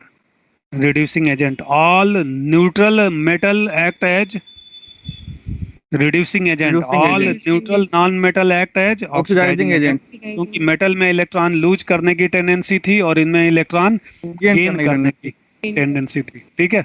अपने आप को समझाते हुए इन सारी चीजों को कलेक्ट करना है, तो इनका रिडक्शन होगा। अब बताइए ऑक्सीडाइजिंग पावर किसका बेस्ट होगा? फ्लोरीन का। फ्लोरीन। फ्लोरीन का। यानी fluorine is the best oxidizing agent. Oxidizing power का ये ऑर्डर होगा। फ्लोरीन क्या होगा? बेस्ट ऑक्सीडाइजिंग एजेंट है। इलेक्ट्रोकेमिकल सीरीज में लास्ट में होता बेस्ट ऑक्सीडाइजिंग एजेंट, और आयोडीन पूरेस्ट है सर। और आयोडीन वीकेस्ट ऑक्सीडाइजिंग एजेंट। क्योंकि फ्लोरीन में इलेक्ट्रॉन गेन करने की, रिड्यूस होने की ज्यादा है। टेंडेंसी है, इसमें तो कोई डाउट नहीं है, कर लोगे आप। लेकिन सावधान रहिए, एग्जामिनर को पता है कि आपने न्यूट्रल स्टेट में रट लिया है, अब वो पूछ देगा ये इलेक्ट्रॉन गेन करने के बाद किस में कन्वर्ट होंगे? फ्लोराइड में। क्लोराइड में ये नेगेटिव इलेक्ट्रॉन गेन करने के बाद किस में कन्वर्ट होगा? क्लोराइड में। ये इलेक्ट्रॉन ब्रोमाइड में। ब्रोमाइड में, ठीक है। आयोडाइड। ये आयोडाइड में। आयोडाइड में। अब बताइए नॉन मेटल एनायन, ये नॉन मेटल एनायन, एनायन क्या फर्दर इलेक्ट्रॉन गेन करेंगे? इनको जितना गेन करना था एक एक कर लिया। इलेक्ट्रॉन गेन कर लिया। हमने अब ये वापस इस गेन किए हुए इलेक्ट्रॉन को लूज करके वापस इसमें जा सकते हैं। Yes sir. तो नॉन मेटल एनायंस का बताइए नेचुरल प्रोसेस क्या होगा? Non metal anion electron lose करेंगे या गेन करेंगे? गेन करेंगे। करेंगे। Non metal anion, lose non metal Gain anion lose lose करेंगे। अब नॉन करेंगे, देखो लूज आयोडीन करेंगे, तो लूज। इलेक्ट्रॉन गेन करेगा बट आयोडाइड लूज करेगा। फ्लोरीन गेन करेगा लूज बट करेगा। फ्लोराइड लूज करेगा। लूज करेगा यही सर। समझना था। इनका क्या होगा? Reducing oxidation. ऑक्सीडेशन। ऑक्सीडेशन। तो ये क्या हो गए? कौन सा agent? Reducing agent. Reducing agent. Reducing agent. Reducing agent. क्या इस बात से आप कन्विंस हुए? ये क्या हो गए? Yes, sir, सहमत हूं। Oxidising agent. ऑक्सीडाइजिंग एजेंट, ठीक है। अब बताइए कौन इसमें बेस्ट रिड्यूसिंग एजेंट? हाँ सर आयोडीन। वहाँ नॉन मेटल, आयोडाइड। मेटल में आयोडीन। जो आयन होता था उसको, मतलब जैसे जो मेटल में था उसमें हम मेटल लोग आयन। आयन बोलते थे, मतलब जो कि वो हो रहा था, क्या बोलते हैं सर, जो मेटल आयन का रिडक्शन हो रहा था, इसलिए वो ऑक्सीडाइजिंग एजेंट थे। हाँ। और सर जैसे मान लीजिए जो क्या बोलते हैं न्यूट्रल नॉन मेटल, हाँ उसको तो हम लोग आयन बोलते थे, लेकिन नॉन मेटल में क्या बोलेंगे sir? Anion, non metal anion. Okay. ये नॉन मेटल है और ये नॉन मेटल एनायन है। फ्लोरीन और फ्लोराइड में अंतर आपको नहीं पता है। एक को फ्लोरीन बोलते हैं, एक को fluoride. Chlorine chloride, bromine bromide, iodine iodide. आप बताइए न्यूट्रल को क्या बोल रहे हो? Fluorine chlorine bromine iodine. लेकिन उन्हीं के एनायन को क्या बोल रहे हो? Fluoride chloride bromide iodide. Ide से टर्मिनेट होते हैं एनायन। क्या इसका नाम फ्लोरीन है? इसको फ्लोरीन बोलते हैं। कौन बोलता है फ्लोरीन? इसको F माइनस को, इसको क्या बोलते हैं? फ्लोराइड। Cl माइनस को क्या बोलते हैं? फ्लोराइड। Br माइनस को क्या बोलते हैं? ब्रोमाइड। तो नाम ही अलग हो गया ना, तो उससे आप पहचान लोगे कि ये तो नॉन मेटल एनायन है। और नॉन मेटल एनायन क्या करेगा? इलेक्ट्रॉन लूज करेगा जो मैक्सिमम, फिर न्यूट्रल में कन्वर्ट हो सकता है। अब जरा बताइए किस नॉन मेटल एनायन में इलेक्ट्रॉन लूज करने की टेंडेंसी हाईएस्ट होगी? आयोडाइड। आयोडाइड में, क्योंकि जिसमें गेन करने की लोवेस्ट थी वापस लूज करने की टेंडेंसी हाईएस्ट होगी, ठीक है। तो बेस्ट ऑक्सीडाइजिंग एजेंट कौन था? फ्लोरीन। अब मैं पूछूं, इनका ऑक्सीडेशन होगा, ये रिड्यूसिंग एजेंट होंगे। रिड्यूसिंग पावर का ऑर्डर बताइए। सर अपोजिट हो जाए। रिड्यूसिंग पावर जस्ट अपोजिट हो क्लोराइड का जाएगा। लोएस्ट। क्लोराइड का लोवेस्ट, ये और आयोडाइड का हाईएस्ट। तो iodide among these, iodide is the best reducing agent among these, and fluorine is the best oxidizing agent. आपसे पूछा जाए फ्लोराइड क्या होगा, वीकेस्ट रिड्यूसिंग एजेंट, क्या होगा, वीकेस्ट रिड्यूसिंग एजेंट। और आयोडाइड क्या होगा, बेस्ट रिड्यूसिंग एजेंट। फ्लोराइड क्या होगा, वीकेस्ट रिड्यूसिंग एजेंट। ये बात समझ में आ रही है? थोड़ा सा ये कॉम्प्लेक्स मैंने इसलिए किया क्योंकि एग्जामिनर तो ये कॉम्प्लेक्स बनाकर पूछता है। फ्लोरीन बेस्ट ऑक्सीडाइजिंग एजेंट है, लिथियम बेस्ट रिड्यूसिंग एजेंट है। बट अगर आपके सामने फ्लोराइड, क्लोराइड, ब्रोमाइड आ गए तो आप जरा सावधान हो जाइए। इसका मतलब फाइनल कंक्लूजन क्या है यार, सीधी सी बात, छोटी सी बात है। न्यूट्रल मेटल इलेक्ट्रॉन लूज करेगा, उसका ऑक्सीडेशन होगा, इसलिए न्यूट्रल मेटल रिड्यूसिंग एजेंट। जिसमें इलेक्ट्रॉन लूज करने की टेंडेंसी हाईएस्ट, वो बेस्ट रिड्यूसिंग एजेंट लिथियम। लेकिन मेटल आयन, अब तो वो लूज जो इलेक्ट्रॉन किया था उसको वापस गेन करके न्यूट्रल मेटल में कन्वर्ट होगा, फर्दर इलेक्ट्रॉन का लॉस नहीं करेगा ना। तो मेटल आयन का तो रिडक्शन होगा। मेटल आयन क्या होंगे, oxidizing agent. Best oxidizing agent कौन होगा, गोल्ड मेटल आयन। यानी एक बड़ी बात पता चली, neutral non metal electron gain करते हैं जबकि उन्हीं नॉन मेटल के एनायन इलेक्ट्रॉन लूज करते हैं। हम कह सकते हैं neutral non metal, metal and metal anions are analogous, similar हैं। Neutral metal and non metal anion both act as, एक बड़ी लाइन मिली, न्यूट्रल मेटल, न्यूट्रल मेटल समझ रहे हो ना, and non metal anion, non metal anion act as, बोलिए,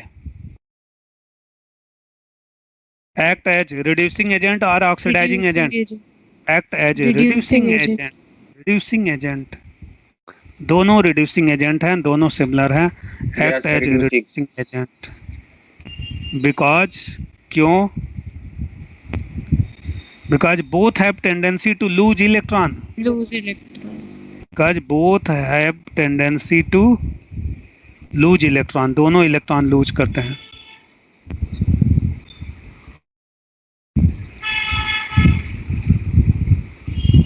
इसमें कोई डाउट है? मैंने क्या लिखा, न्यूट्रल मेटल और नॉन मेटल एनायन, सावधान रहिए, थोड़ा सा यहाँ पर आपको ध्यान देना होगा। न्यूट्रल मेटल, कोई भी न्यूट्रल मेटल है, मेटल आयन की मैं बात नहीं कर रहा हूँ, न्यूट्रल मेटल और non metal and neutral metal and non metal anion act as ACT, act as reducing agent because both have tendency to lose electron। ये लाइन आपके पास होनी चाहिए। एक और लाइन हम कह सकते हैं, मेटल आयन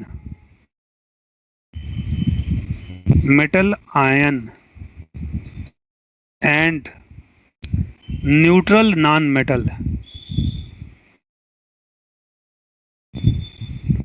आगे बोलिए, नॉन मेटल, आप लोग बोलिए neutral non metal, metal ion and neutral non metal act as oxidizing agent because both have tendency to gain electrons। Very good, because both have tendency to, ये आपको याद दिलाने के लिए, both have tendency to gain electron, gain electron, ठीक है। यानी gain electron। Metal ion यानी मेटल पर चार्ज है plus n, and neutral non metal, halogen non metal, ये कैसे एजेंट है, ऑक्सीडाइजिंग एजेंट। ये क्या करते हैं, इलेक्ट्रॉन गेन करते हैं। नॉन मेटल दुनिया जानती है, 10वीं क्लास से पढ़ते आ रहे हो, नॉन मेटल इलेक्ट्रॉन गेन करते हैं, मेटल इलेक्ट्रॉन लूज करते हैं, बट न्यूट्रल स्टेट में। उसी मेटल का जब आयन होगा तो वो इलेक्ट्रॉन गेन करेगा, उसी नॉन मेटल का एनायन होगा तो इलेक्ट्रॉन लूज करेगा। It means neutral metal and non metal anion are analogous, homologous, ये इनका आइडेंटिकल बिहेवियर होता है। न्यूट्रल मेटल भी इलेक्ट्रॉन लूज करता है और नॉन मेटल एनायन भी इलेक्ट्रॉन लूज करता है, ठीक है।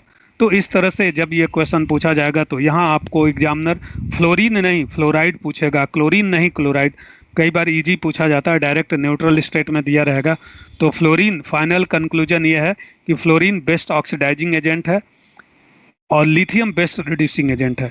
तो डाउन द सीरीज जब जाएंगे तो रिड्यूसिंग पावर क्या होगा, घटेगा। तो बोलो, moving down the series reducing power, moving down the series, जो सीरीज हम लोग पढ़ रहे हैं, रिड्यूसिंग पावर, बोलिए रिड्यूसिंग पावर क्या हो रहा है, घट रहा है ना। घट रहा है, घट रहा है। Moving down the series oxidizing power increase कर रहा है। ठीक है। और ये जो मैंने ऊपर लिखा है, बताया है, एक बार नहीं बार बार पूछा गया है ये ऑर्डर, इसलिए मैंने एक एक लिख कर आपको बताया है। ठीक है। Reducing power is inversely proportional to reduction potential. आपको जितने क्वेश्चन पूछे जाएंगे वो जेई एडवांस या जेई मेंस पर, सारे क्वेश्चन का आंसर इसी में है। इसको एक बार आपको रिलैक्स होकर डाइजेस्ट करना पड़ेगा, इतना डेप्थ में आपके मॉड्यूल टारगेट में ऐसे नहीं दिया है, तो थोड़ा सा आपको डाइजेस्ट करना पड़ेगा। तो बताओ फाइनली क्या डिसाइड हुआ, lithium is best reducing agent, reducing agent, fluorine best is best, best oxidizing agent, ठीक है। सर लेकिन fluoride weak oxidizing weakest, agent, इसका क्या हुआ, oxidation, weakest reducing agent. reducing agent, and gold ion among metal, gold ion, देखो lithium तो best reducing agent है, gold ion क्या होगा, weakest oxidizing, नहीं, लिथियम आयन Weakest होगा। ऑक्सीडाइजिंग होगा, गोल्ड आयन बेस्ट बोलो, बेस्ट क्या होगा, रिड्यूसिंग एजेंट या oxidizing agent, oxidizing. oxidizing agent, lithium ion क्या होगा, वीकेस्ट weakest oxidizing, ऑक्सीडाइजिंग। ये तमाम ऐसे घुमा घुमा कर पूछे जाते हैं। फाइनली इसको आप सोचें, देखो लिथियम तो रिड्यूसिंग एजेंट है, लेकिन lithium ion oxidizing agent. Fluorine तो न्यूट्रल स्टेट में ऑक्सीडाइजिंग एजेंट है, लेकिन फ्लोराइड एनायन रिड्यूसिंग एजेंट ऊपर। ठीक है। तो अगर आपसे फ्लोरीन, क्लोरीन, ब्रोमीन, आयोडीन पूछा गया, इनके ऑक्सीडाइजिंग पावर का ऑर्डर बताओ, बोलो, तो ये ऑर्डर होगा। लेकिन अगर ये पूछ दिया fluoride, chloride, bromide and iodide, ये बताओ ये हैं क्या, पहली बात तो ये ऑक्सीडाइजिंग एजेंट है ही नहीं, ये रिड्यूसिंग एजेंट है। रिड्यूसिंग पावर का ऑर्डर इनका ये हो जाएगा, उल्टा हो जाएगा। देखो जो बेस्ट ऑक्सीडाइजिंग एजेंट है, fluorine is the best oxidizing agent, उसका एनायन वीकेस्ट रिड्यूसिंग एजेंट, और जो वीकेस्ट ऑक्सीडाइजिंग एजेंट था उसका anion best reducing agent. Lithium best reducing agent है, लेकिन lithium ion weakest oxidizing agent. Fluorine best oxidizing agent है, लेकिन उसी का anion weakest reducing agent, oxidising नहीं। दिमाग से काम लेना है। एनायन बताओ इलेक्ट्रॉन लूज करेगा या गेन करेगा, लूज करेगा। एनायन इलेक्ट्रॉन लूज करेगा, इसका क्या होगा, ऑक्सीडेशन। और जिसको ऑक्सीडेशन होता है वो कैसा एजेंट, रिड्यूसिंग एजेंट, क्योंकि इसका ऑक्सीडेशन होगा, सिंपल सी बात है। अच्छा, non metal, neutral non metal क्या करेगा, इलेक्ट्रॉन गेन करेगा, क्या होगा इसका, रिडक्शन। ये कैसा एजेंट, ऑक्सीडाइजिंग एजेंट। ठीक है। न्यूट्रल मेटल क्या करेगा, इलेक्ट्रॉन लूज करेगा, ऑक्सीडाइज होगा, कैसा एजेंट, रिड्यूसिंग एजेंट। लेकिन मेटल आयन ऑक्सीडाइजिंग होगा, मतलब ऑक्सीडाइजिंग एजेंट रिड्यूस करेगा, रिडक्शन होगा, क्या करेगा, इलेक्ट्रॉन गेन करेगा, आयन है ना, रिडक्शन करेगा, ऑक्सीडाइजिंग एजेंट है। हाँ, तो रिडक्शन करेगा, ऑक्सीडाइजिंग एजेंट है। oxidizing agent, ऑक्सीडाइजिंग मेरी एजेंट बात होगा। समझ में आ रही है। तो बिल्कुल। ये क्वेश्चन को अटेम्प्ट करते समय ये बातें, इस पर एग्जामिनर ट्रैप करता है, अच्छे स्टूडेंट को ट्रैप कर लेता है, आते हुए क्वेश्चन उल्टा कर जाते हैं ऑक्सीडाइजिंग रिड्यूसिंग में कंफ्यूजन होने की वजह से। तो ये इसलिए मैंने ये ऑर्डर भी आपको बता दिया और थोड़ा सा नीचे लिख भी दिया कि बोलना नहीं चाहिए। तो रिड्यूसिंग पावर का ये ऑर्डर है। अब यहीं पर मैं लिखूं ऑक्सीडाइजिंग पावर का ऑर्डर बताओ। ऑक्सीडाइजिंग पावर आप बताइए। ऑक्सीडाइजिंग पावर बोलो, डायरेक्टली या इनवर्सली, किसके? रिड्यूसिंग पावर की inversely proportional to oxidation potential. Oxidising potential oxidation potential reduction potential और directly proportional to reducing potential. हाँ, directly proportional to reduction potential. Yes, reduction potential. तो कुछ ना समझ में आए तो ये बताएगा वैल्यू, अगर आपको याद है आप बताइए। Why lithium is a best reducing agent, क्योंकि उसका रिडक्शन पोटेंशियल लोवेस्ट है, -3 पॉइंट। तो रिडक्शन पोटेंशियल लोवेस्ट है, आप कह सकते हो ऑक्सीडेशन पोटेंशियल हाईएस्ट है, इसलिए लिथियम बेस्ट रिड्यूसिंग एजेंट है। Why fluorine is a best oxidizing agent, reducing potential ज्यादा है क्योंकि उसका रिडक्शन पोटेंशियल हाईएस्ट है। कितना है? +2.87, या आप कहो ऑक्सीडेशन पोटेंशियल तो -2.87। रिडक्शन पोटेंशियल पॉजिटिव है तो ऑक्सीडेशन पोटेंशियल नेगेटिव। तो किसी तरह से आपको हर एंगल से, हर तरीके से मैंने बता दिया, लेकिन इसको थोड़ा सा आपको परमानेंट अपना पार्ट बनाने के लिए आपकी एलिमेंट्री कैनाल में है, ब्लड में जाने के लिए थोड़ा सा तो आपको डाइजेस्ट करना पड़ेगा। ठीक है,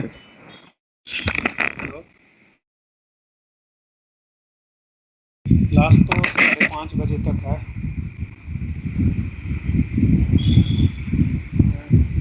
हाँ, ठीक।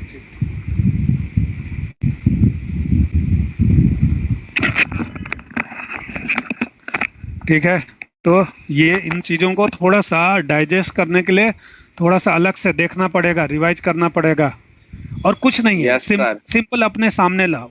कोई भी न्यूट्रल मेटल की प्रॉपर्टी होती है इलेक्ट्रॉन लूज करना, ऑक्सीडेशन होगा उसका, और जिसका ऑक्सीडेशन वो रिड्यूसिंग एजेंट। लेकिन उसी मेटल का अगर आयन है यार, उसी मेटल का अगर आयन है, मेटल आयन, तो वो तो इलेक्ट्रॉन गेन करके वापस न्यूट्रल मेटल में जाएगा ना। तो मेटल आयन का क्या होगा? रिडक्शन। तो मेटल का ऑक्सीडेशन होता है लेकिन मेटल आयन का रिडक्शन, और जिसका रिडक्शन होगा वो ऑक्सीडाइजिंग एजेंट। बहुत सिंपल है अगर लॉजिक से आप इन सारी चीजों। नॉन मेटल की बात करें तो दुनिया जानते है कि नॉन मेटल इलेक्ट्रॉन गेन करते हैं, लेकिन किस स्टेट में? न्यूट्रल स्टेट में। नॉन मेटल इलेक्ट्रॉन गेन करेगा तो नॉन मेटल का रिडक्शन होगा, यानी neutral non metal metal ion के इक्विवेलेंट है, दोनों इलेक्ट्रॉन गेन करने की टेंडेंसी रखते हैं, ऊपर मैंने लिखा है। तो neutral non metal electron gain करेगा, रिडक्शन होगा, इसलिए जिसका रिडक्शन वो oxidizing agent. Fluorine best oxidizing agent, क्योंकि फ्लोरीन में इलेक्ट्रॉन गेन करने की टेंडेंसी हाईएस्ट है। ठीक है, जो बेस्ट ऑक्सीडाइजिंग एजेंट होता है उसी का respective anion weakest reducing agent होता है। रिड्यूसिंग पावर, ये ऑक्सीडाइजिंग पावर और ये रिड्यूसिंग पावर है। Oxidizing power and reducing power.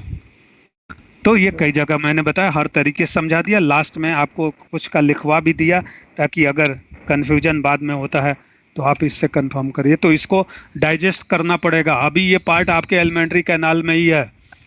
Alimentary canal से इसको जब रिवाइज करोगे, रिलैक्स होकर डाइजेस्ट करोगे, तब ये परमानेंट। और मैं बता दूं कि ये दो जगह कॉमन है। कहाँ 11th का ऑक्सीडेशन रिडक्शन जो चैप्टर है वहाँ भी ये पूछा जाता है और यहाँ भी पूछा जाता है इलेक्ट्रोकेमिकल सीरीज में। ठीक है, तो ये 11th 12th दोनों का कॉमन पोर्शन है, वहाँ इससे भी ज़्यादा पूछा जाता है। तो ये सारी बातें थी इलेक्ट्रोकेमिकल सीरीज का। एप्लीकेशन वास्ट एप्लीकेशन है। Reactivity with oxygen moving down the series decreases, stability of oxide decreases. ठीक है, वो ऑक्साइड मोर स्टेबल होंगे। Metal oxide, those metal oxides are more stable whose reduction potential is lower. Metal which have low reduction potential, अगर लो SRP है तो उसके oxide more stable होंगे, thermally more stable. लो SRP है तो ऑक्साइड थर्मली लेस स्टेबल होंगे ज़्यादा। मैं आपसे पूछूं सोडियम ऑक्साइड, ठीक है, मैग्नीशियम ऑक्साइड और gold oxide, mercury oxide, and gold oxide AU। बोलो स्टेबिलिटी का ऑर्डर क्या होगा, कौन सबसे ज्यादा स्टेबल? सोडियम का रिडक्शन पोटेंशियल सोडियम -2.71, मैग्नीशियम का -2.37, मरकरी का +0.80 और गोल्ड का +1.42। बताइए कौन किसका oxide more sodium stable? Sodium sodium magnesium oxide, gold. फिर मैग्नीशियम, फिर तो लोअर एल्यूमिनियम, फिर the gold. Sodium oxide, magnesium oxide, फिर SRP, low standard reduction potential, lower the SRP higher thermal stability. Thermal stability क्या होगी? High होगी। तो बताओ, moving down the series, top series में डाउन द सीरीज मूव करेंगे तो थर्मल स्टेबिलिटी क्या होगी? घटेगी। देगी। गोल्ड, मरकरी और कॉपर के ऑक्साइड लेस स्टेबल होते हैं थर्मली। इनको हीट करके हम प्योर ऑक्सीजन बनाते हैं लैब में। अगर कम अमाउंट में ऑक्सीजन हमको चाहिए तो गोल्ड ऑक्साइड को हीट करते हैं। ये आपके एनसीईआरटी का रिएक्शन है, 12वीं का एनसीईआरटी का रिएक्शन है। ये ऑक्सीजन चैप्टर में पढ़ेंगे। गोल्ड ऑक्साइड को, सिल्वर ऑक्साइड को हीट करके हम लोग प्योर ऑक्सीजन बनाते हैं, क्योंकि इनके ऑक्साइड थर्मली लेस स्टेबल होते हैं। तो ऊपर वाले मेटल के ऑक्साइड थर्मली मोर स्टेबल, नीचे वाले जैसे जैसे सीरीज में नीचे जाएंगे ऑक्साइड की स्टेबिलिटी कम होती जाएगी। ठीक है, तो moving down electrochemical series, stability of oxide decreases, reactivity with oxygen decreases, reactivity with water decreases, ये सब कुछ आपने देखा था। रिएक्टिविटी विथ एसिड डिक्रीजेज, तो डाउन द सीरीज जाओगे तो एसिड के साथ रिएक्टिविटी घटेगी, वाटर के साथ रिएक्टिविटी घटेगी, करोजन की टेंडेंसी घटेगी। ठीक है, थर्मल स्टेबिलिटी घटेगी, ऑक्सीजन के साथ रिएक्टिविटी घटेगी। ये तमाम चीज़ें हैं, आपके मॉड्यूल में भी अलग अलग तरीके से लिखा मिल जाएगा, वहाँ से भी पढ़ सकते हो। ये इलेक्ट्रोकेमिकल सीरीज के यूसेज थे। ठीक है, तो ये इलेक्ट्रोकेमिकल सीरीज थी। इसको थोड़ा सा आपको रिकैप करना पड़ेगा, बहुत सारी इंफॉर्मेशन इसमें दिया। अब हम नस्ट इक्वेशन सीधे स्टार्ट करेंगे। नस्ट इक्वेशन, तो इलेक्ट्रोकेमिकल सीरीज कंप्लीट हुई। नस्ट इक्वेशन, सर आज ही स्टार्ट करेंगे क्या सर? हाँ बिल्कुल। नस्ट इक्वेशन, ये बताइए आपका एफटी में क्या क्या आ रहा है? हम लोगों का 1 तारीख को। हाँ, तो पूरा सर ये इलेक्ट्रोकेमिस्ट्री से पूरा आएगा। तो इलेक्ट्रो हो जाएगा। एफटी में आ रहा है ना सर? यही एक तारीख को जो है सर, 1 जुलाई। हाँ, एफटी है ना, FT fortnightly unit test है। यस सर, यूटी है। अच्छा, यूटी है। तो चलिए नस्ट इक्वेशन कंप्लीट कर देंगे तब तक। ये बीच में थोड़ा 3-4 दिन ये इसकी वजह से क्या करोगे। तो नस्ट एक साइंटिस्ट हैं जिन्होंने ये एक रिलेशन बताया। इक्विलिब्रियम चैप्टर आपने पढ़ा है, आपने पढ़ा होगा equilibrium reaction. Suppose small a mole of A combine with small b mole of B to form small c mole of C and small d mole of D।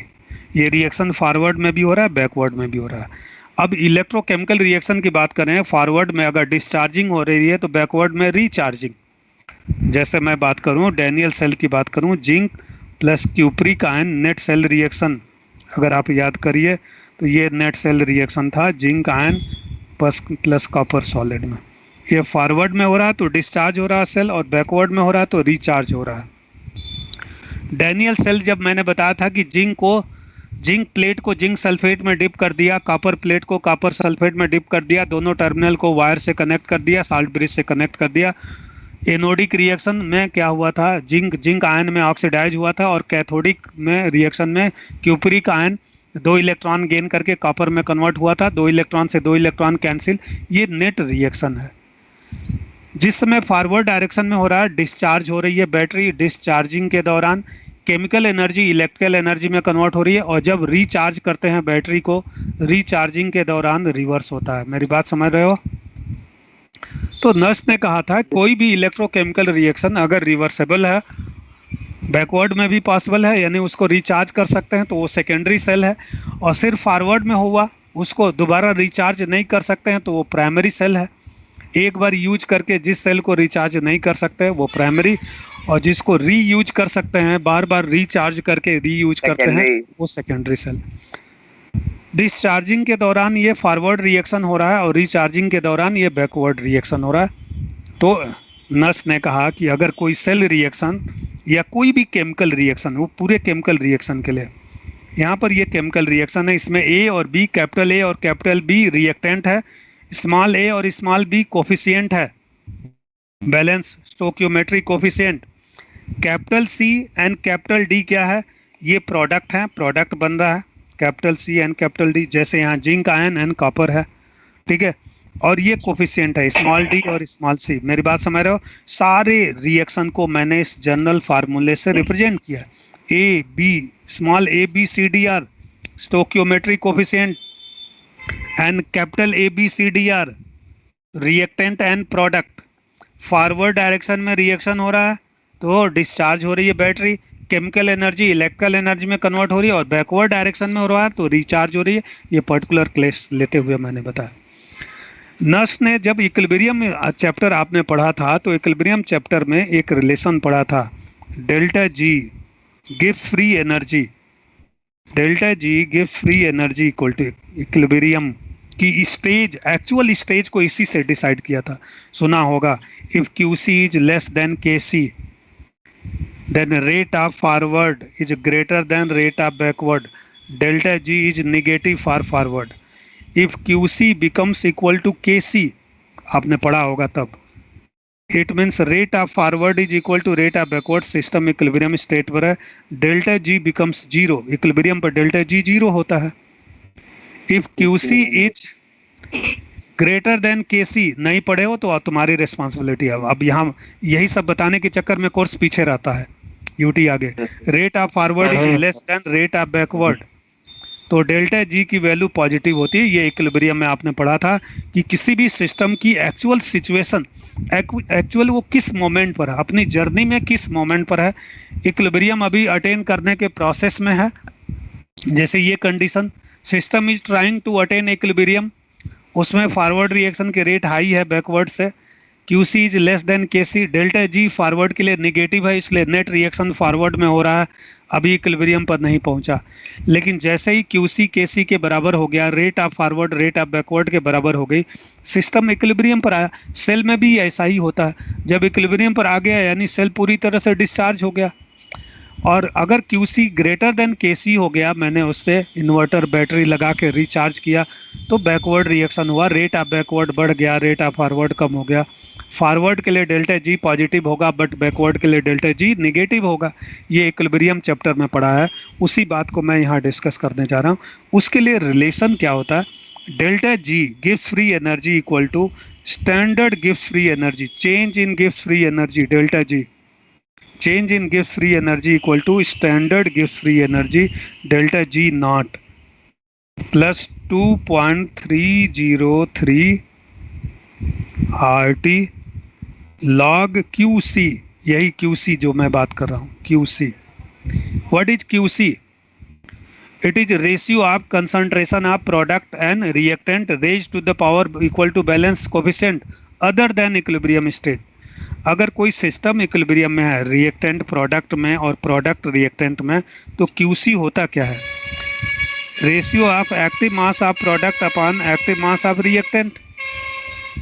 अगर इनका कोई कोफिशिएंट है N1 N2 तो ये coefficient power के form में आ जाता है, इस पर N2 और इस पर N1, इसको QC। लेकिन इक्विलिब्रियम स्टेट पर इसी QC को KC बोलते हैं। जब ये इक्विलिब्रियम अटेन कर लिया, फॉरवर्ड की रेट बैकवर्ड के बराबर हो गई तो QC बोलते हैं। तो जिस समय सेल रिएक्शन हो रहा है, सेल डिस्चार्ज नहीं हुआ, बिफोर इक्विलिब्रियम, इसको QC बोलेंगे, एट इक्विलिब्रियम KC हो जाएगा। ये रिलेशन होता है थर्मोडायनेमिक्स और इक्विलिब्रियम चैप्टर में आपने इक्विलिब्रियम की एक्चुअल स्टेट डिस्कस की होगी, ठीक है, अगर किया होगा तो। अब यहाँ देखो QC क्या है, रिएक्शन कोसेंट इसको बोलते हैं। QC concentration power equal to balance coefficient on each concentration term, ये 11th में पढ़ा है।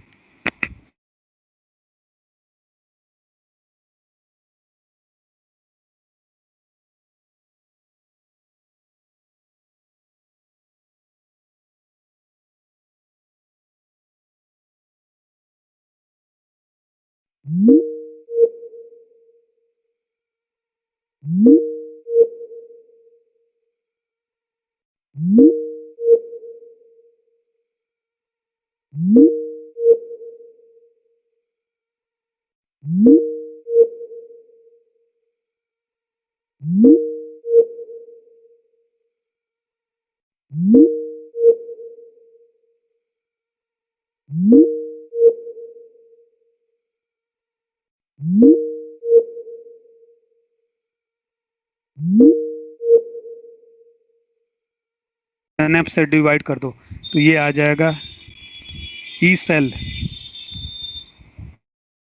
Equal to E naught cell, NF से डिवाइड कर दिया है,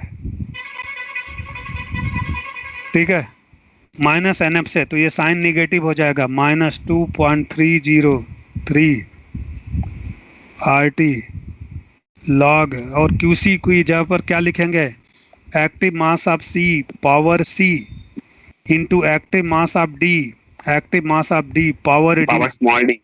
हाँ, जो भी कोफिशिएंट होगा वो पावर के फॉर्म में आ जाएगा, upon active mass of capital A power small a into active mass of capital B, active mass जानते हो ना, कंसंट्रेशन, ये तो आपने पढ़ा ही होगा, QC की जगह पर इसको डाल दिया, ठीक है। अच्छा, इसमें RT की वैल्यू अगर स्टैंडर्ड कंडीशन में डालें और NF से हमने डिवाइड किया था तो अपॉन NF भी तो यहाँ आएगा। अब F की वैल्यू हम डाल दें 96500, N is the number of electron participate in cell reaction, N factor, T standard temperature 298 kelvin डाल दें, R की वैल्यू 8.314 डाल दें, ये सब कुछ इसमें अगर डाल दिया जाए स्टैंडर्ड वैल्यू तो ये E सेल इक्वल टू क्या आ जाएगा, E cell equal to E naught cell, standard E naught cell minus 0.0591 upon N log QC, QC की जगह पर क्या लिख सकते हैं, active mass concentration of product upon concentration of reactant, क्योंकि ऊपर वाले रिएक्शन में C और D प्रोडक्ट हैं और A और B क्या है, रिएक्टेंट, ये लॉग QC। यहाँ पर N क्या है, number of electron, what is N, number of electron, number of electron participate in cell reaction, cell reaction में जितने इलेक्ट्रॉन पार्टिसिपेट कर रहे हैं N है, इसी को हम N फैक्टर भी बोल सकते हैं पूरे सेल रिएक्शन के लिए, ठीक है। R की वैल्यू हमने क्या डाली थी 8.314, T की वैल्यू क्या डाली थी 298 केल्विन, और F की वैल्यू क्या डाला था 96500 होता है, ये सारी वैल्यू डाल दिया तो ये आ गया, ये है फाइनली नस्ट इक्वेशन। अब इस नस्ट इक्वेशन को हम हाफ सेल में भी यूज कर सकते हैं और कंप्लीट सेल में भी यूज कर सकते हैं, अलग अलग हाफ सेल, अलग अलग कंप्लीट सेल में भी इस नस्ट इक्वेशन को हम यूज कर सकते हैं। जैसे अगर किसी मेटल का हमने मेटल इलेक्ट्रोड बनाया, जैसे एक मेटल M है, ये मेटल आयन में ऑक्सीडाइज हुआ by loss of N electron, यानी इस मेटल M को मैंने इसी के इलेक्ट्रोलाइट में डिप किया, मेटल M को मेटल M आयन में अगर डिप किया, यहाँ दो पॉसिबिलिटी है, या तो मेटल आयन इलेक्ट्रॉन गेन करके मेटल में रिड्यूस होगा, या न्यूट्रल मेटल मेटल आयन में ऑक्सीडाइज होगा। अगर यहाँ पर ये फॉरवर्ड प्रोसेस हुआ तो इसका ऑक्सीडेशन हुआ, ठीक है। अगर इसका ऑक्सीडेशन पोटेंशियल और इसके लिए अगर कर्व प्लॉट किया जाए, हाफ सेल है and log M concentration of metal ion, तो ऐसा कर्व आएगा। ये इसको लिए नस्ट इक्वेशन में यूज करता हूँ, ये नेट रिएक्शन है। इस रिएक्शन के लिए नस्ट इक्वेशन क्या लिखेंगे, oxidation electrode potential equal to E naught oxidation electrode potential minus वही नस्ट इक्वेशन माइनस 0.591 अपॉन, बोलो 0.0591 upon N log concentration of product upon reactant. बताइए इस रिएक्शन में प्रोडक्ट क्या है, log concentration of metal ion upon metal, और metal का active mass क्या होगा? सॉलिड मेटल है ना, प्योर मेटल 1। 1 होगा। किसी भी प्योर सॉलिड, प्योर लिक्विड का एक्टिव मास क्या होता है? 1। तो ये इस तरह से, अगर कोई मेटल अपने ही मेटल आयन में डिप है और इस मेटल का स्टैंडर्ड ऑक्सीडेशन इलेक्ट्रोड पोटेंशियल दिया गया, तो हम इस मेटल इलेक्ट्रोड का ऑक्सीडेशन इलेक्ट्रोड पोटेंशियल निकाल सकते हैं। जैसे फॉर एग्जांपल, और इसके लिए कर्व ऐसा होगा, ये स्ट्रेट लाइन इक्वेशन है कि नहीं? y इक्वल टू, बोलो, mx प्लस सी, ये तो c हो गया, कांस्टेंट हो गया। ई नॉट सेल, ये जो इंटरसेप्ट है वो ई नॉट ऑक्सीडेशन पोटेंशियल, ये कांस्टेंट हो गया। तो स्ट्रेट लाइन इक्वेशन मिला। इसका स्लोप कैसा होगा? ऑक्सीडेशन पोटेंशियल जब लिखोगे तो ये पॉजिटिव आ जाएगा ऑक्सीडेशन पोटेंशियल के टर्म में। बात समझ रहे हो? कुछ लोग सोच रहे हैं कैसे पॉजिटिव आ जाएगा, नेगेटिव इंटू नेगेटिव, ये पॉजिटिव हो जाएगा। ठीक है, मेटल का अगर इसी किसी मेटल, जैसे मैं पूछ दूं एल्यूमिनियम,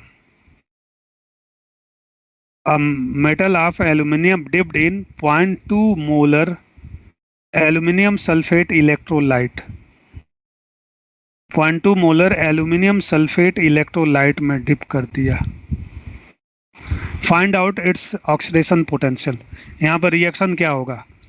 एल्यूमिनियम आयन में ऑक्सीडाइज होगा, ये रिएक्शन होगा by loss of 3 electron. Aluminium का रिडक्शन पोटेंशियल आपको दिया गया है, ऐसे दिया गया है, जैसे -1.66, ये इतना दिया गया है। एल्यूमिनियम मेटल को एल्यूमिनियम सल्फेट में डिप कर दिया, एल्यूमिनियम आयन में डिप कर दिया, ये ऑक्सीडेशन हाफ सेल बनाएगा क्योंकि इसका रिडक्शन पोटेंशियल नेगेटिव है, ऑक्सीडेशन पोटेंशियल पॉजिटिव होगा, ऑक्सीडाइज होगा, ऑक्सीडेशन हाफ सेल। इस ऑक्सीडेशन हाफ सेल का हाफ ऑक्सीडेशन इलेक्ट्रोड पोटेंशियल निकालो, तो हम लिखेंगे oxidation electrode potential of aluminium. हम ऐसे भी लिख सकते हैं aluminium into aluminium ion equal to E naught aluminium into aluminium ion minus 0.0591 upon N की value 3 log concentration of product, यहाँ दिया है 0.2 मोलर। 0.2 मोलर एल्यूमिनियम सल्फेट है, क्या लिखे हैं बताइए Ananya? Concentration of aluminium ion मुझे चाहिए। अगर 0.2 मोलर एल्यूमिनियम सल्फेट है तो एल्यूमिनियम आयन का कंसंट्रेशन क्या होगा?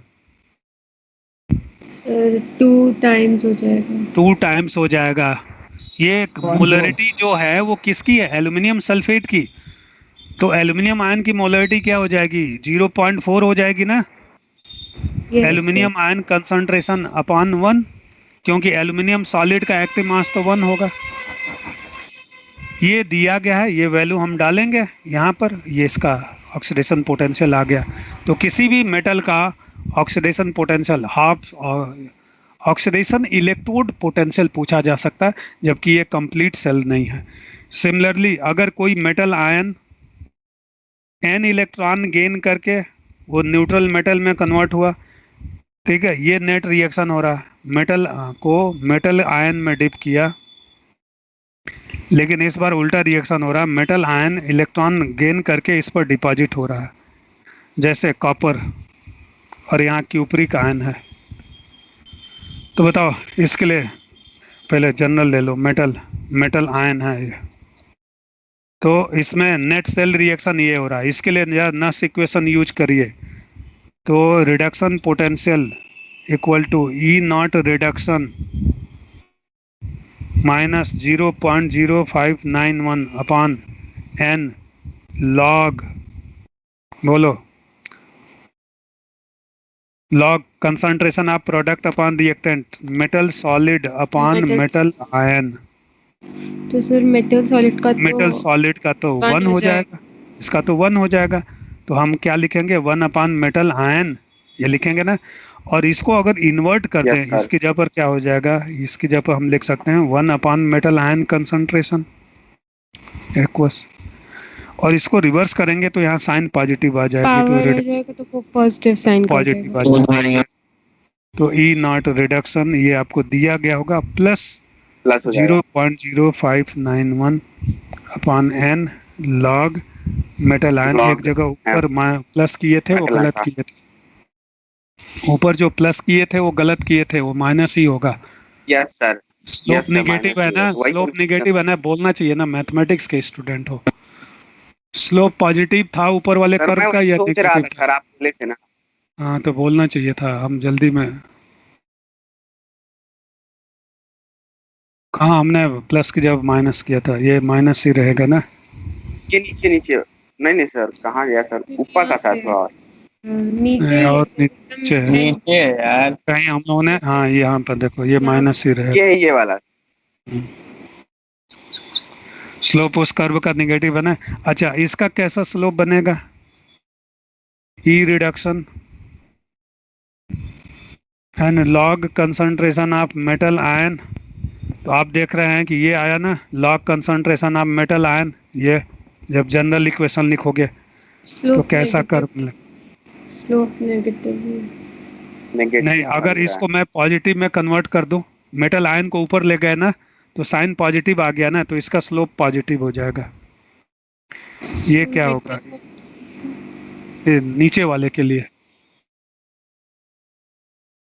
ये पॉजिटिव हो गया ना, इस वाले के लिए जो Reduction. अभी स्क्रीन पे अभी अभी रिडक्शन रिडक्शन हुआ। यस सर, हाँ इसके लिए रिडक्शन हो जाएगा। हाँ इसमें पॉजिटिव हो जाएगा ना। देखो यहाँ साइन नेगेटिव था, अब ये पॉजिटिव कैसे हुआ? मैंने इन्वर्ट कर दिया ना, 1 by मेटल आयन कंसंट्रेशन को यस मैंने क्या कर दिया, यस सर। ठीक है, इन्वर्ट कर दिया। ठीक है सर। एक मिनट, कौन आ रहा है सर?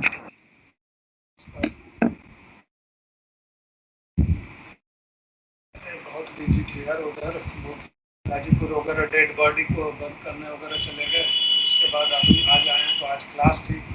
अब यहाँ यहीं पर दुकान में संतोष की क्लास ले रहा हूँ, तो आज 5:30 बजे फ्री होऊंगा क्लास से, ठीक है। क्लास यहीं पर दुकान में ले रहा हूँ, इधर आना है तो कहते हुए सीधा गिरा हुआ है। यहाँ पर जियो फाइबर लगा देना, तो इधर 5:30 बजे के बाद मुलाकात होगी। मैं सोचा, मैं आ रहा था तो सोचा एक बार फोन करूँ, मैंने कहा कि जब वहीं पर हूँ तो 5:30 के बाद मिल जाएंगे।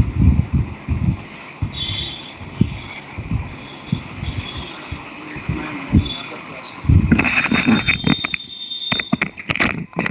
है 2 दिन हो गया। अरे बिजी थे यार, बहुत बिजी थे।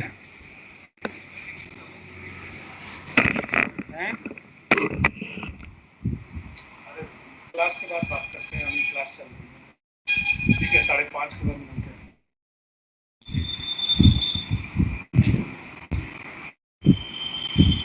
अरे हाँ यार रहते हुए भी जैसे, ठीक है, तो मिलते हैं 5:30 बजे। हाँ 5:30 बजे के बाद मिलते हैं, अभी तो वो सब चल रहा है, ठीक है, 5:30 बजे के बाद देखते रहे में चलता है, तेरे में चलेगा, तो वही बात है ना।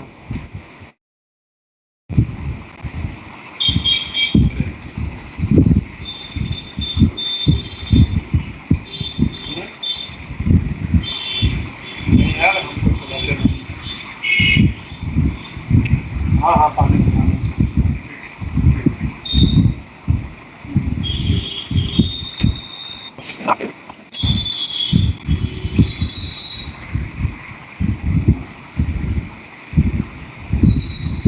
ठीक है, मिलते हैं फिर 5:30।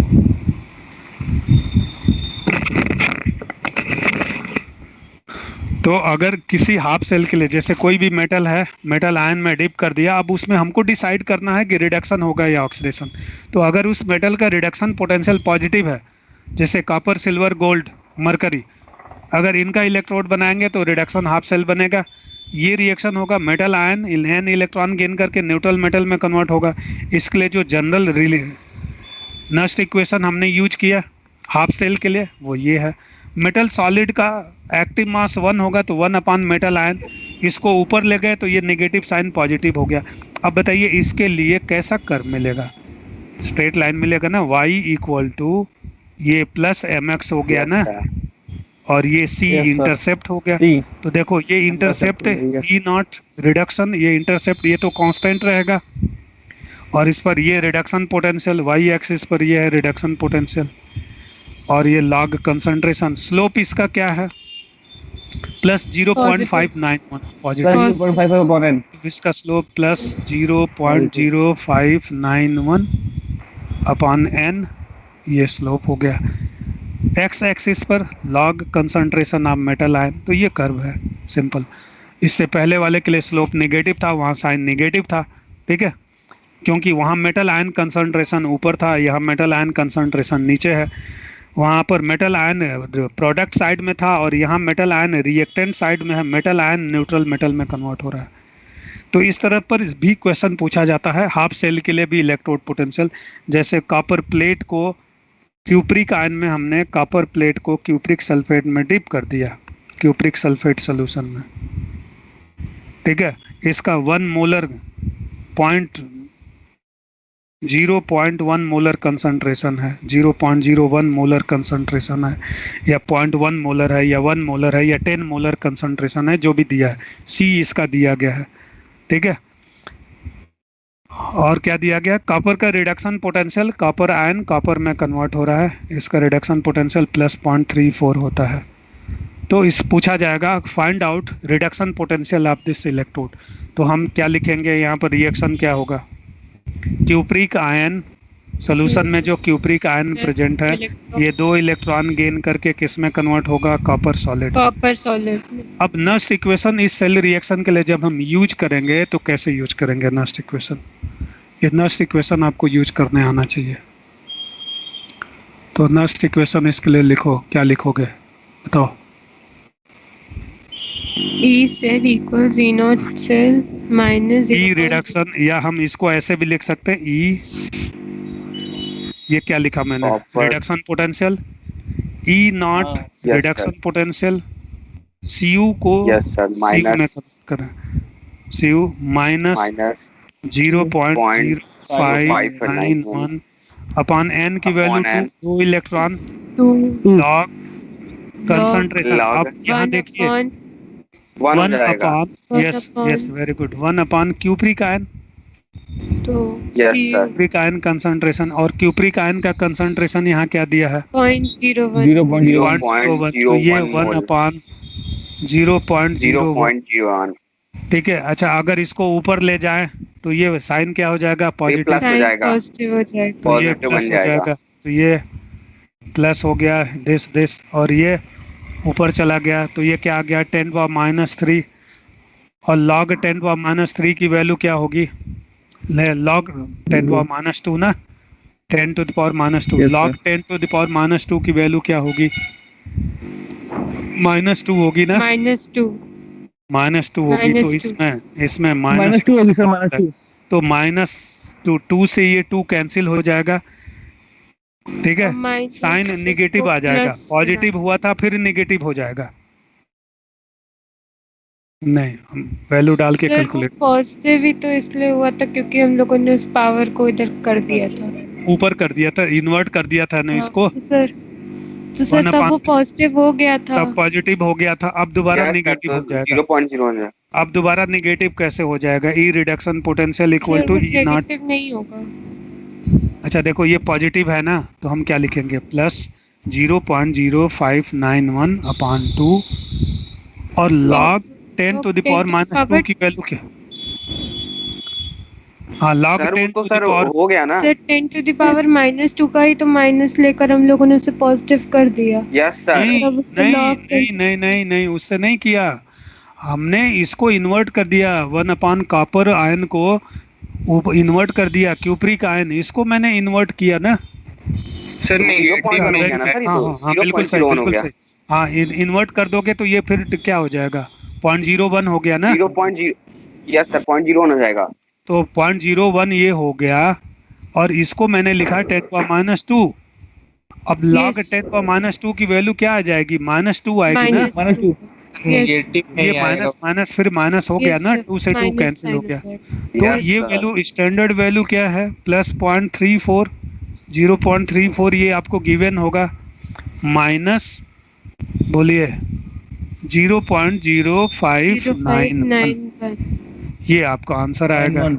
Not a reduction. Yes sir. तो नस्ट इक्वेशन हाफ सेल के लिए भी पूछा जा सकता है।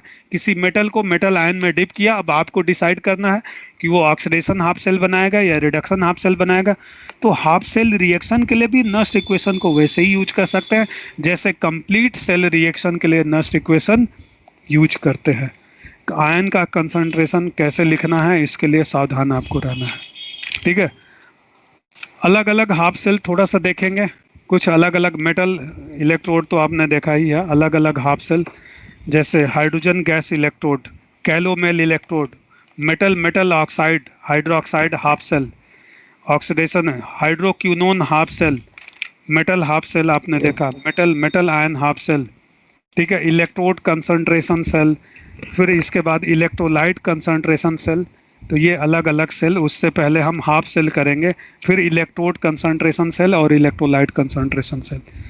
तो oxidation half cell and reduction half cell metal का आपने देखा। Metal metal ion half cell, various type of electrode, थोड़ा सा इलेक्ट्रोड अलग अलग टाइप के बनाए जाते हैं। इसको जरा देखो, metal metal ion half cell,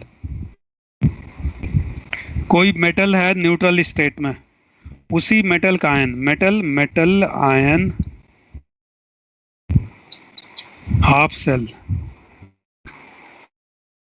ये हमको बनाना है। इसको रिप्रेजेंट कैसे करते हैं, इसका मतलब क्या, metal metal ion half cell. Silver silver ion half cell, ठीक है। ये anodic half cell, metal metal ion half cell हो गया। जैसे अभी मैंने ऊपर बताया, यहाँ पर रिएक्शन ये होगा, सिल्वर सिल्वर आयन में ऑक्सीडाइज हो रहा है बाय लॉस ऑफ 1 इलेक्ट्रॉन।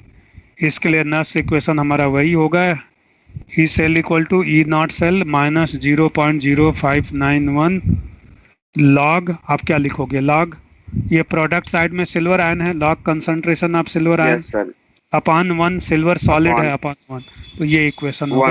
यानी सिल्वर को सिल्वर आयन में, और लॉग क्यूसी, यहाँ सिल्वर सिल्वर आयन में ऑक्सीडाइज हो रहा है, तो ऐसा होगा, ठीक है। तो ये क्या हो गया, E cell equal to E naught cell minus 0.0591 log silver ion concentration. अगर ये रिडक्शन हाफ सेल बनाएगा तो 1 upon silver ion concentration, oxidation half cell बना। अच्छा, अब आप कहोगे सर ये रिडक्शन बनाएगा या ऑक्सीडेशन। अगर इसको किसी अदर हाफ सेल से हमने कनेक्ट किया तो ये दोनों कर सकता है, कनेक्ट नहीं किया तो रिडक्शन हाफ सेल बनाएगा, और रिडक्शन हाफ सेल बनाएगा तो रिएक्शन रिवर्स होगा, फिर रिएक्शन इसका ठीक उल्टा होगा। उसमें रिएक्शन सिल्वर सिल्वर इलेक्ट्रॉन को गेन करके सिल्वर में कन्वर्ट होगा, और उल्टा होगा तो यहाँ पर क्या हो जाएगा, 1 upon silver ion concentration, 1 upon silver ion concentration होगा, तो ये इसको इन्वर्ट करेंगे तो यही साइन पॉजिटिव हो जाएगा। ये ऑक्सीडेशन के लिए है, ये ऑक्सीडेशन, और इसका अगर ये रिडक्शन हाफ सेल बना रहा है तो ये E naught reduction plus 0.0591 log silver ion concentration, दोनों में ये पॉजिटिव हो जाएगा इन्वर्ट करने के बाद। Yes sir. Metal metal insoluble salt anion, ये हाफ सेल, ये थोड़ा सा अलग है, इसको ध्यान से समझिए, और इसका रिप्रेजेंटेशन तभी आप न्यूमेरिकल कर पाओगे। मेटल मेटल इनसॉल्युबल सॉल्ट, किसी भी मेटल को उसी मेटल के इनसॉल्युबल सॉल्ट के साथ और सॉल्युबल एनायन के साथ, मेटल मेटल इनसॉल्युबल, अभी समझा रहा हूं, क्लियर हो जाएगा, salt anion, half cell, complete cell नहीं है, हाफ सेल। ये क्या होता है, जैसे, अच्छा पहले इसका रिप्रेजेंटेशन देखो, सिल्वर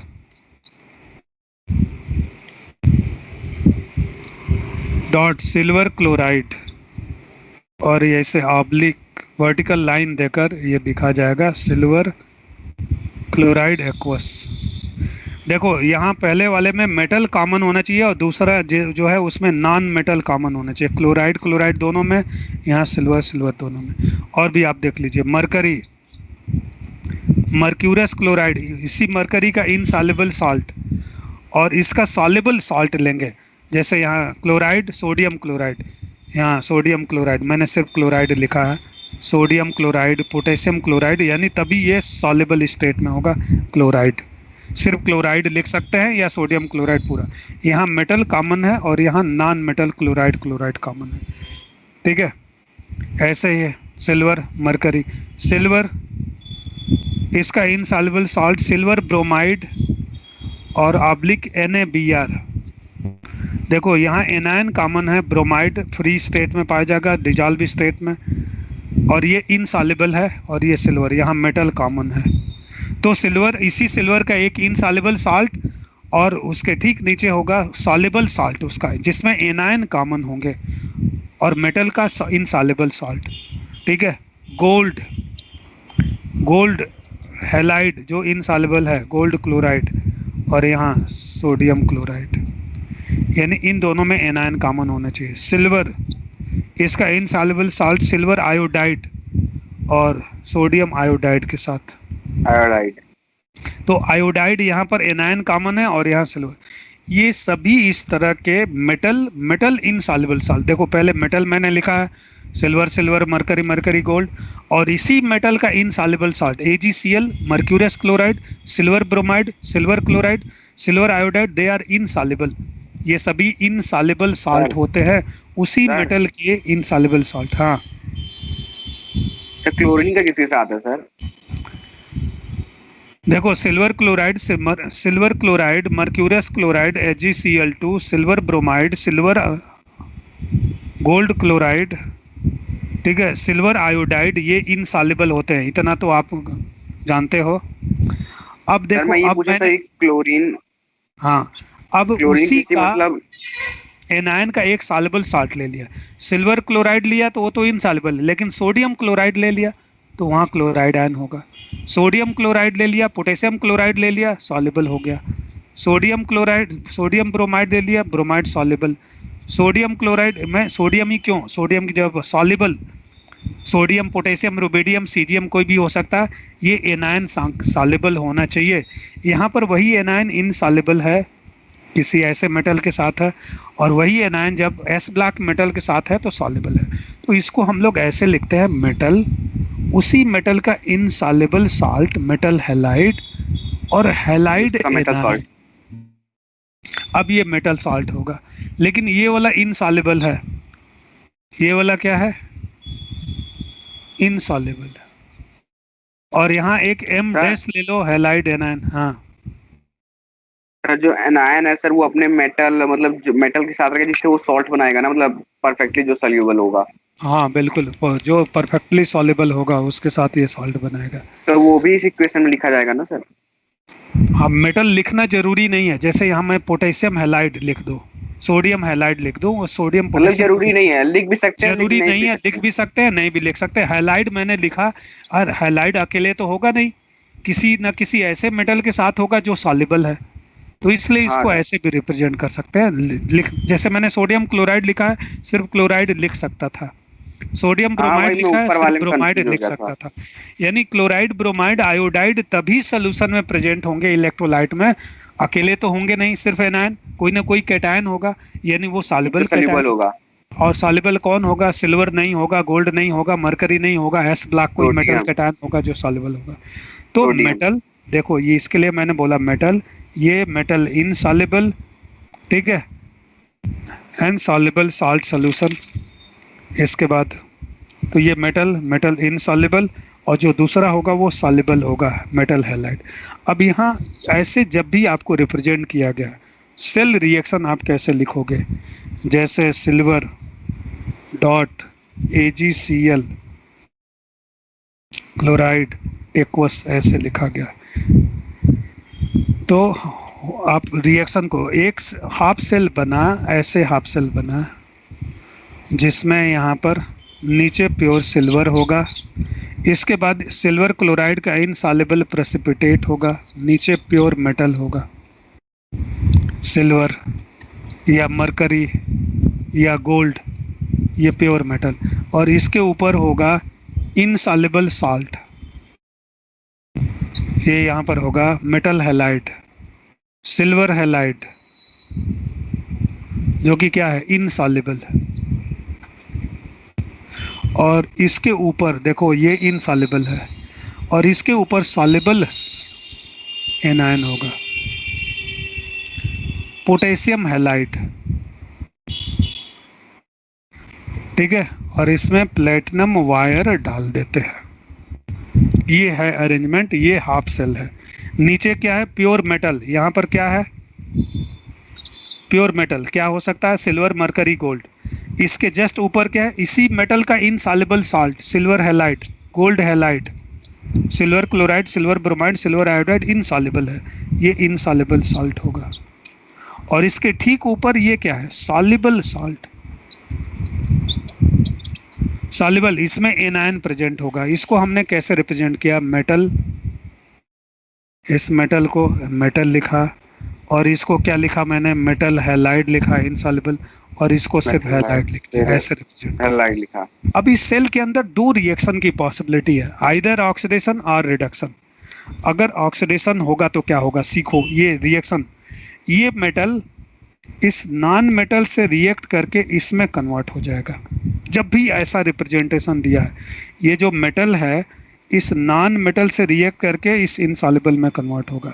जैसे सिल्वर क्लोराइड एनायन से पोटेशियम क्लोराइड, सोडियम क्लोराइड जो एक्वस है, सॉल्युबल है, इससे रिएक्ट करके AgCl प्रेसिपिटेट बनाया, सॉलिड बनाया। यानी ये मेटल इससे रिएक्ट करके, एनायन से रिएक्ट करके मेटल हैलाइड, यानी हम कहें तो ये मेटल इस एनायन से रिएक्ट करके इस मेटल हैलाइड में कन्वर्ट होगा। तो ये कैसा रिएक्शन हो रहा है, एनोडिक या कैथोडिक? क्या हुआ इसमें, इलेक्ट्रॉन का लॉस या इलेक्ट्रॉन का गेन? सिल्वर न्यूट्रल, सिल्वर जो नीचे सिल्वर न्यूट्रल स्टेट में है, इस क्लोराइड एनायन से हैलाइड से रिएक्ट करके सिल्वर सॉलिड में कन्वर्ट हो गया। ये इनसॉल्युबल लेयर बढ़ती जाएगी, लॉस ऑफ इलेक्ट्रॉन, क्या हुआ, ऑक्सीडेशन। एनोडिक हाफ सेल इसने बनाया, एनोडिक रिएक्शन हुआ। अब इसके लिए आप इलेक्ट्रोड पोटेंशियल जरा लिखिए, oxidation electrode potential of silver लिखोगे तो electrode oxidation potential equal to E0 oxidation electrode potential minus 0.0591 upon n, 1 electron reaction में पार्टिसिपेट करा ना, लॉग, बोलो क्या लिखूं, बस ये लिखने का आर्ट होना चाहिए। क्या लिखूं, सिल्वर क्लोराइड, 1 होगा, 1 सिल्वर क्लोराइड सॉल्युबल है ना, इनसॉल्युबल प्रेसिपिटेट, तो इसका 1 हो जाएगा, अपॉन ये प्रोडक्ट अपॉन रिएक्टेंट, रिएक्टेंट ये है, इसमें भी सिल्वर सॉलिड, तो chloride ion, only chloride ion concentration. ये बात आपको समझ में आया, 1 अपॉन क्लोराइड आयन कंसंट्रेशन क्यों लिखा मैंने? सिल्वर सॉलिड स्टेट में है, इसका एक्टिव मास 1, इसका 1। इस सिल्वर, ये भी प्योर सिल्वर है, सॉलिड स्टेट में, इसका एक्टिव मास 1। क्लोराइड एक्वस है, ये सोल्यूशन में है, इसका कंसंट्रेशन चेंज होगा। तो product upon reactant, product AgCl था solid, upon reactant silver into chloride, silver का 1 हो गया, इधर सिल्वर क्लोराइड का भी 1 हो गया, तो 1 upon chloride ion concentration. Sign को पॉजिटिव करना चाहते हो तो क्लोराइड को ऊपर लेके चले जाओ। इसको हम ये भी लिख सकते हैं, E oxidation electrode potential equal to E0 oxidation plus 0.0591 upon 1 log chloride ion concentration. ये क्लोराइड आयन ऊपर गया इसलिए साइन पॉजिटिव हो गया। ये मैंने ऑक्सीडेशन हाफ सेल के लिए लिखा था। रिडक्शन की अगर बात करें तो रिडक्शन रिएक्शन आपको लिखने आना चाहिए। रिडक्शन रिएक्शन में क्या होगा, ये सब ऑक्सीडेशन इलेक्ट्रोड पोटेंशियल है। रिडक्शन में ठीक इसका उल्टा होगा, जो ऑक्सीडेशन का रिएक्शन मैंने लिखा था ना, अगर ये रिडक्शन हाफ सेल की तरह से बिहेव करेगा तो जो रिएक्शन हमने लिखा था उसी रिएक्शन को ठीक उल्टा कर दो। कैसे उल्टा करोगे, ये रिएक्शन रिवर्स हो जाएगा। तो बताइए अब इसी का रिडक्शन इलेक्ट्रोड पोटेंशियल क्या होगा,